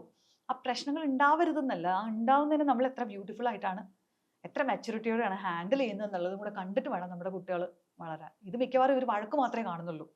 ഈ വഴക്ക് എങ്ങനെ പാച്ചപ്പ് ആയി എന്നുള്ളതും അതിനകത്ത് എങ്ങനെയൊക്കെയാണ് ഡിസഗ്രിമെന്റ്സ് എങ്ങനെയാണ് നമ്മൾ മ്യൂച്വലി റെസ്പെക്റ്റോടെ സംസാരിച്ച് തീർത്തോന്നൊന്നും കുട്ടികൾ മനസ്സിലാക്കുന്നുണ്ടാവില്ല. അപ്പോൾ അവർക്ക് ഇതാണ് നോർമൽ. ടോക്സിക് ട്രൈറ്റുകൾ കണ്ട് പഠിച്ച് ഇത് നോർമലൈസ് ചെയ്യുന്നതിൽ ഒരുപാട് ആൾക്കാരുണ്ട്. അപ്പോഴും പേരൻസ് പറയുന്നത് കുട്ടികൾക്ക് വേണ്ടിയിട്ട് ഞങ്ങൾ ഒരുമിച്ച് നിന്നു എന്നുള്ളതാണ്. But actually you are wrong. നിങ്ങൾ കുട്ടികൾക്ക് വേണ്ടി ഒരുമിച്ച് നിൽക്കുന്നു എന്ന് പറഞ്ഞിട്ട് കുട്ടികളോട് ഭയങ്കര ദ്രോഹമാണ് ചെയ്യുന്നത്. ശരിക്കും പറഞ്ഞാൽ ഹെൽത്തി ആയിട്ടുള്ള ഇമോഷണലി റെഗുലേറ്റഡ് ആയിട്ടുള്ള ഒരു അഡൾട്ട് മതി ഒരു കുട്ടിക്ക്. ആ ഒരാൾ ഉണ്ടാവണം. പക്ഷെ ഇത് കുറേ പേരുണ്ട്, അല്ലെങ്കിൽ രണ്ട് പേരൻസും എപ്പോഴും ഉണ്ട്. പക്ഷെ ഇവർ രണ്ടുപേരും ഇമോഷണലി റെഗുലേറ്റഡ് അല്ല, എപ്പോൾ വേണേലും എന്ത് വേണമെങ്കിലും സംഭവിക്കാന്ന് പറയുമ്പോൾ കുട്ടികൾ ചിലപ്പോൾ അത് മനസ്സിലാക്കുക, ഇനി ഞാൻ എന്തെങ്കിലും ചെയ്തിട്ടാണോ, എൻ്റെ പ്രശ്നം കൊണ്ടാണോ, ഞാൻ എങ്ങനെയാണ് ഒതുങ്ങേണ്ടത്, ഞാൻ എൻ്റെ പ്രശ്നം എപ്പോഴാണ് പറയേണ്ടത്. അപ്പൊ ഇവർ ഈ നേരവും കാലവും അച്ഛൻ്റെ മൂഡ് അമ്മയുടെ മൂഡ് ഒക്കെ നോക്കിയിട്ടാണ് ഇവർ ഒരു കാര്യം പ്രസന്റ് ചെയ്യുന്നതും, അല്ലെ, അവരുടെ ലൈഫ് അങ്ങനെ തന്നെ അവർ അഡ്ജസ്റ്റ് ചെയ്ത് കൊണ്ടുപോകുന്നത്. അപ്പൊ ഇത് ഭയങ്കരമായിട്ട് അവരുടെ റിലേഷൻഷിപ്പിലും അവർ റിലേഷൻഷിപ്പിനെ കാണുന്ന രീതി, അവർ ഫാമിലി ബിൽഡ് ചെയ്യുന്നതിന്, അവരുടെ പേരൻറ്റിങ്ങിനെ ഒക്കെ ഭയങ്കരമായിട്ട് എഫക്റ്റ് ചെയ്യാറുണ്ട്. ഇപ്പം നമ്മുടെ സൊസൈറ്റി ഭയങ്കരമായിട്ട് പ്രോഗ്രസീവായി, കുറേ ഡെവലപ്മെന്റ്സ് വരുന്നുണ്ട്, കുറേ കാര്യങ്ങൾ വരുന്നുണ്ട്, ഈക്വാലിറ്റിയും എല്ലാം സംസാരിക്കുമ്പോഴും സെലിബ്രിറ്റീസ് അല്ലെങ്കിൽ ഒരു പൊസിഷനിൽ നിൽക്കുന്ന ആൾക്കാരിൽ നിന്ന് തന്നെ ഒരു ഇങ്ങനത്തെ കമന്റ്സ് വരുന്നു, ഇൻഅപ്രോപ്രിയേറ്റ്, പൊളിറ്റിക്കൽ ഇൻകറക്റ്റ് ആയെന്ന് അവർക്ക് പോലും തോന്നാത്ത കാര്യങ്ങൾ പറയുന്നു. ഹൗ മച്ച് ഈ ഒരു സെലിബ്രിറ്റി, ഫേമസ് ആയിട്ടുള്ള ആൾക്കാരുടെ influence in to the society, അവര് ചേഞ്ച് ആയിക്കൊണ്ടിരിക്കുന്നതിന്റെ ഇടയിൽ കയറി തടസ്സപ്പെടുത്തൽ ആ ഒരു പ്രശ്നങ്ങളുണ്ടോ? കുറെ ആൾക്കാരെ നമ്മൾ ഇൻഫ്ലുവൻസ് ചെയ്യുന്ന ഒരു സ്പേസിലേക്ക് എത്തി എന്ന് പറയുന്നത് കൊണ്ട് നമ്മൾ എറർ ഫ്രീ ആയി, അല്ലെങ്കിൽ നമ്മൾ ചിന്തിക്കുന്ന എല്ലാം ശരിയായി, അങ്ങനെയൊന്നുമില്ല. നമ്മൾ ചെയ്യുന്ന എന്തെങ്കിലും ഒരു കാര്യത്തിന് ആളുകളിലേക്ക് റീച്ച് ചെയ്യാനുള്ള പൊട്ടൻഷ്യൽ ഉണ്ട്. അല്ലെങ്കിൽ നമ്മൾ ചെയ്യുന്ന ഒരു കാര്യം അവർക്ക് കണക്ട് ചെയ്യുന്ന, കുറേ പേർക്ക് റിലേറ്റ് ചെയ്യുന്ന ഒരു കാര്യമായിരിക്കും നമ്മൾ ചെയ്യുന്നത്, അല്ലെങ്കിൽ ആർക്കെങ്കിലും ഒക്കെ ഗുണമുള്ള കാര്യങ്ങൾ നമ്മൾ ചെയ്യുന്നുണ്ടായിരിക്കും, ചിലപ്പോൾ എൻ്റർടൈൻ ചെയ്യുന്നുണ്ടായിരിക്കും. അങ്ങനെ നമുക്ക് പറ്റുന്ന നമ്മുടെ കപ്പാസിറ്റിയിലുള്ള കുറച്ച് കാര്യങ്ങളുണ്ട്. ഇറ്റ് ഡസൻറ്റ് മീൻ നമ്മൾ അവരെ അതുകൊണ്ട് നമ്മളൊരു എന്താണ് എല്ലാം തികഞ്ഞൊരു ഫിഗർ ആയിട്ട് വെച്ചിട്ട് അവരിൽ നിന്ന് വരുന്നതൊക്കെയും നമ്മൾ ആഗ്രഹിക്കുന്നത് തന്നെ ആവുമെന്ന് നമുക്ക് അങ്ങനെ എക്സ്പെക്ട് ചെയ്യാൻ പറ്റില്ലല്ലോ. എല്ലാവരും മനുഷ്യരാണ്. ഈ പറഞ്ഞ ചൈൽഡ്ഹുഡ് ട്രോമാസ് ഈ ആളുകൾക്ക് ഉണ്ടായിരിക്കാം. അപ്പോൾ അവരുടെ വിശ്വാസങ്ങൾ, അവർ സോഷ്യലി അവരെങ്ങനെയാണ് കണ്ടീഷൻഡ് ആയിട്ട് വന്നിട്ടുള്ളത് എന്നുള്ളത് നമുക്കറിയില്ല. എത്ര ആളുകൾ പലതരത്തിലുള്ള പേഴ്സണാലിറ്റി ഡിസോർഡർ ഉള്ള ആളുകളുണ്ടെന്നറിയോ? നമ്മൾ ഡീൽ ചെയ്യുന്ന അങ്ങനെയൊക്കെ ഉള്ള ആളുകളുള്ള സൊസൈറ്റീനെ നമ്മൾ ഡീൽ ചെയ്യുന്നത്. നമ്മളിപ്പോൾ ഈ മുറിയിൽ ഇത്ര പേര് സുഖമായിട്ടിരുന്ന് വർത്താനം പറയുന്നു, പക്ഷെ ഒരു ട്രിഗറിനോട് ആരൊക്കെ എങ്ങനെയായിരിക്കും റെസ്പോണ്ട് ചെയ്യുക എന്നുള്ളത്, ആ മനുഷ്യൻ എങ്ങനെയൊക്കെയാണ് വൾണറബിൾ ആവുക എന്നുള്ളത് നമുക്ക് അറിയില്ല. അപ്പോൾ ഇതൊക്കെ ഉള്ള മനുഷ്യരാണ് മാസ്ക് ഇട്ട് സൊസൈറ്റിയുടെ മുന്നിൽ see this is how I am എന്ന് നമ്മൾ പ്രസന്റ് ചെയ്യുന്നത്. അപ്പോൾ ചില സമയത്ത് അത് സ്ലിപ്പായി പോകാനുള്ള സാധ്യതയുണ്ട്. പലപ്പോഴും ഇതുപോലെ പൊളിറ്റിക്കലി ഇൻകറക്റ്റ് എന്ന് തോന്നുന്ന അല്ലെങ്കിൽ റിഗ്രസീവ് എന്ന് തോന്നുന്ന കാര്യങ്ങളൊക്കെ നമ്മുടെ ഉള്ളിൽ നിന്ന് അതിന് കറക്ഷൻ കോൺസ്റ്റന്റ് ആയിട്ട് നടന്നില്ല എന്നുണ്ടെങ്കിൽ, ഞാൻ എന്താണോ അതല്ല ഞാൻ പ്രസന്റ് ചെയ്യുന്നുണ്ടെങ്കിൽ അത് അറിയാണ്ട് വന്നു പോകാനുള്ള സാധ്യതകളുണ്ട്. അപ്പം അതും വളരെ എന്താണ് നോർമൽ ആയിട്ടുള്ള ഹ്യൂമൻ ആയിട്ടുള്ള ഒരു കാര്യമാണ് എന്ന് തോന്നുന്നു. ഒരു ലാസ്റ്റ് ക്വസ്റ്റ്യൻ ആണ്, നമ്മുടെ കറന്റ് ജെൻസി പ്രൊട്ടസ്റ്റിനെ പറ്റിയിട്ട്. ഭയങ്കര യുണീക്ക് റെയർ വേസ് ആയിരുന്നു അവർ യൂസ് ചെയ്തത്. നമ്മളെ ജനഗണമന പാടുന്നു, പോലീസ് അടിക്കാൻ വരുമ്പോൾ അങ്ങനെ ക്രിയേറ്റീവ് വേയിൽ അവരുടെ ഒരിക്കലും അവർക്കൊരു പൊളിറ്റിക്കൽ ഒപ്പീനിയൻ ഉണ്ടോ എന്ന് സംസാരിക്കാത്ത ആലോചിച്ചിരുന്ന ആൾക്കാരുടെ ആ ഒരു പ്രൊട്ടസ്റ്റ് അവർ ചെയ്ത രീതി, അപ്പൊ അതിൽ പേരൻസിന് കൺസേൺ ഉണ്ടാകാം. സോ ആസ് എ പേരന്റ് അല്ലെങ്കിൽ ഒരു പേരന്റിങ് ഗൈഡ് അല്ലെങ്കിൽ കോച്ച് എന്ന രീതിയിൽ what is your opinion on that? ഞാൻ ഭയങ്കര ക്യൂരിയോസിറ്റിയോടെ നോക്കി കണ്ട ഒരു സംഭവമായിരുന്നു. അവരെന്ത് രസമായിട്ടാണ് അവർ ആ പ്രൊട്ടസ്റ്റിന്റെ ഭാഗമായതെന്നുള്ളതും അവരവരുടെ നീഡ്സ്, നമ്മൾ ഇതുവരെ രാഷ്ട്രബോധമോ രാഷ്ട്രീയ ബോധമോ ഇല്ലാന്ന് വിചാരിച്ചിരുന്ന കുട്ടികളാണ് വളരെ മനോഹരമായിട്ടുള്ള സ്ലോഗൻസ് ആയിട്ട്, എന്നാൽ ഭയങ്കര വികൃതി കുട്ടികൾ എന്ന് തോന്നിക്കുന്ന തരത്തിലുള്ള കാര്യങ്ങളും ചെയ്തിട്ടാണെങ്കിൽ അവർ അതിനെ പ്രസന്റ് ചെയ്തതും അവർ പലതരത്തിലാണ് സോഷ്യൽ മീഡിയയിലൂടെ അത് കമ്മ്യൂണിക്കേറ്റ് ചെയ്തത്. ഇതുവരെ നമ്മൾ കാണാത്ത സമരമുറയിലൂടെയൊക്കെ ആയിരുന്നു അവരതിനെ അഡ്രസ്സ് ചെയ്തിട്ടുണ്ടായിരുന്നു. അപ്പൊ അത് ഭയങ്കര ആ ഒരു മൂവ്മെന്റ് ശരിക്കും പറഞ്ഞു കഴിഞ്ഞാൽ എനിക്ക് തോന്നിയത് ഡെമോക്രസിയുടെ വളരെ ബ്യൂട്ടിഫുൾ ആയിട്ടുള്ള ഒരു സംഭവം അവർ ടേക്കപ്പ് ചെയ്തു എന്നുള്ളത് ഉണ്ട്. വ്യത്യസ്തമായിട്ടുള്ള പല ഒപ്പീനിയനുകളും അതിനെക്കുറിച്ച് ഉണ്ടാവും, പക്ഷെ എനിക്കത് ആ കുട്ടികൾ വളരെ ഭംഗിയായിട്ട് അതിനെ ടേക്കപ്പ് ചെയ്തു എന്നുള്ളതിൽ ഭയങ്കര സന്തോഷം തോന്നിയ ഒരാൾ തന്നെയാണ്. ആൻഡ് അതിനകത്ത് ആസ് എ മില്ലേനിയൽ എനിക്ക് തോന്നിയ കാര്യം എന്ന് വെച്ചാൽ, ഞങ്ങൾ മില്ലേനിയൽസ് കുറേയൊക്കെ സേഫ് സ്പേസിൽ നിന്നിട്ടുള്ള ആൾക്കാരാണ്. നമുക്ക് വേണ്ട അത്യാവശ്യം കാര്യങ്ങളൊക്കെ, അതായത് സ്വാതന്ത്ര്യം ഉൾപ്പെടെ ഉള്ളത് കിട്ടിയിട്ടുണ്ടായിരുന്നു. ഇതിന് മുന്നത്തെ ജനറേഷൻ ഇതൊക്കെ മേടിച്ച് തന്നിട്ടുണ്ടായിരുന്നു. അപ്പൊ പിന്നെ നമുക്ക് പിന്നെ പ്രത്യേകിച്ച് ഒന്നിനും വേണ്ടിയിട്ട് വീട്ടിൽ നിന്ന് വെളിയിലിറങ്ങി ഫൈറ്റ് ചെയ്യേണ്ടി വന്നിട്ടില്ല. നമ്മളെപ്പോഴും ഒരു സേഫ് സ്പേസിലായിരുന്നു. നമുക്ക് അത്യാവശ്യത്തിന് ഭക്ഷണം കിട്ടും, നമുക്ക് ബാക്കിയുള്ള എല്ലാം ഉണ്ട്. അപ്പം നമ്മൾ എന്താ ചെയ്തതെന്ന് വെച്ചാൽ നമ്മളെ മാത്രം ബിൽഡ് ചെയ്തു. ഞാൻ, എൻ്റെ കുട്ടി, എൻ്റെ കരിയർ, എൻ്റെ ഫാമിലി എന്നുള്ള പോലെ നമ്മൾ ഈ ഒരു ജോർജ് കുട്ടിയായിട്ട് നമ്മൾ നമ്മുടെ ഫാമിലി എന്ന് പറഞ്ഞിട്ട് ഒതുങ്ങിയിട്ടുണ്ട്. അപ്പോൾ നമുക്കറിയായിരുന്നു ഇവിടെ പല സംഭവങ്ങളും നടക്കുന്നുണ്ടെന്നുള്ളതും, ഇവിടെ റൈറ്റ് അല്ലാത്ത പലതും നടക്കുന്നുണ്ട് എന്നുള്ളതും, നമ്മൾ ഈ സിസ്റ്റം ഫെയിൽ ആവുന്നുണ്ട് എന്നുള്ളത്, സിസ്റ്റം കറപ്റ്റ് ആവുന്നുണ്ട് എന്നുള്ളതും നമുക്കറിയായിരുന്നു. പക്ഷെ വീട്ടിൽ നിന്ന് ഇറങ്ങിപ്പോയിട്ട് ഇനിയിപ്പോൾ സമരം ചെയ്യണോന്ന് വിചാരിച്ചിട്ട് ഞങ്ങൾ പലരും അനങ്ങിയിട്ടില്ല. അതായത് വി മില്ലേനിയൽസ് റെസ്പോണ്ട് ചെയ്തിട്ടില്ല പലതിനോട്. നമ്മൾ സേഫ് സ്പേസിലായിരുന്നു. അതുകൊണ്ട് തന്നെയാണ് കുട്ടികൾക്ക് ക്വസ്റ്റ്യൻ ചെയ്യേണ്ടി വന്നത്. ഇപ്പോൾ സ്റ്റുഡൻസ് വോയിസ് റേസ് ചെയ്തിട്ടുണ്ടെങ്കിൽ അതിനുള്ളൊരു കാരണം ഉണ്ടാക്കി കൊടുത്തത് ഇതിന് മുന്നേ ഈ സിസ്റ്റത്തിനെ ക്വസ്റ്റ്യൻ ചെയ്യാമായിരുന്ന ഞങ്ങളുടെ ജനറേഷൻ ചോദിക്കാത്തതാണെന്ന് എനിക്ക് തോന്നുന്നുണ്ട്. എല്ലാവരും അല്ല, ചോദിച്ചിട്ടുള്ളവരുണ്ടായിരിക്കും, പക്ഷെ അവരെ ഒന്നും സപ്പോർട്ട് ചെയ്യാൻ മാത്രം ആളുകൾ ഇവിടെ ഉണ്ടായിരുന്നില്ല. അപ്പൊ അതുകൊണ്ടാണ് സിസ്റ്റം ഫെയിൽ ആയത്. സിസ്റ്റം ഒരു ദിവസം കൊണ്ട് 2 ദിവസം കൊണ്ട് ഫെയിൽ ആയതല്ല, ഇത് വർഷങ്ങളായിട്ട് ഇത് ഇങ്ങനെയാണ്. അപ്പൊ ഇപ്പൊ ഒരു കുട്ടികളുടെ ഒരു മൂവ്മെന്റ് വേണ്ടി വന്നു അതിനെ അഡ്രസ്സ് ചെയ്യാൻ എന്നുള്ളത്. അതാണ് ഞാൻ അതിനകത്ത് കാണുന്നത്. Thank you so much. Thank you.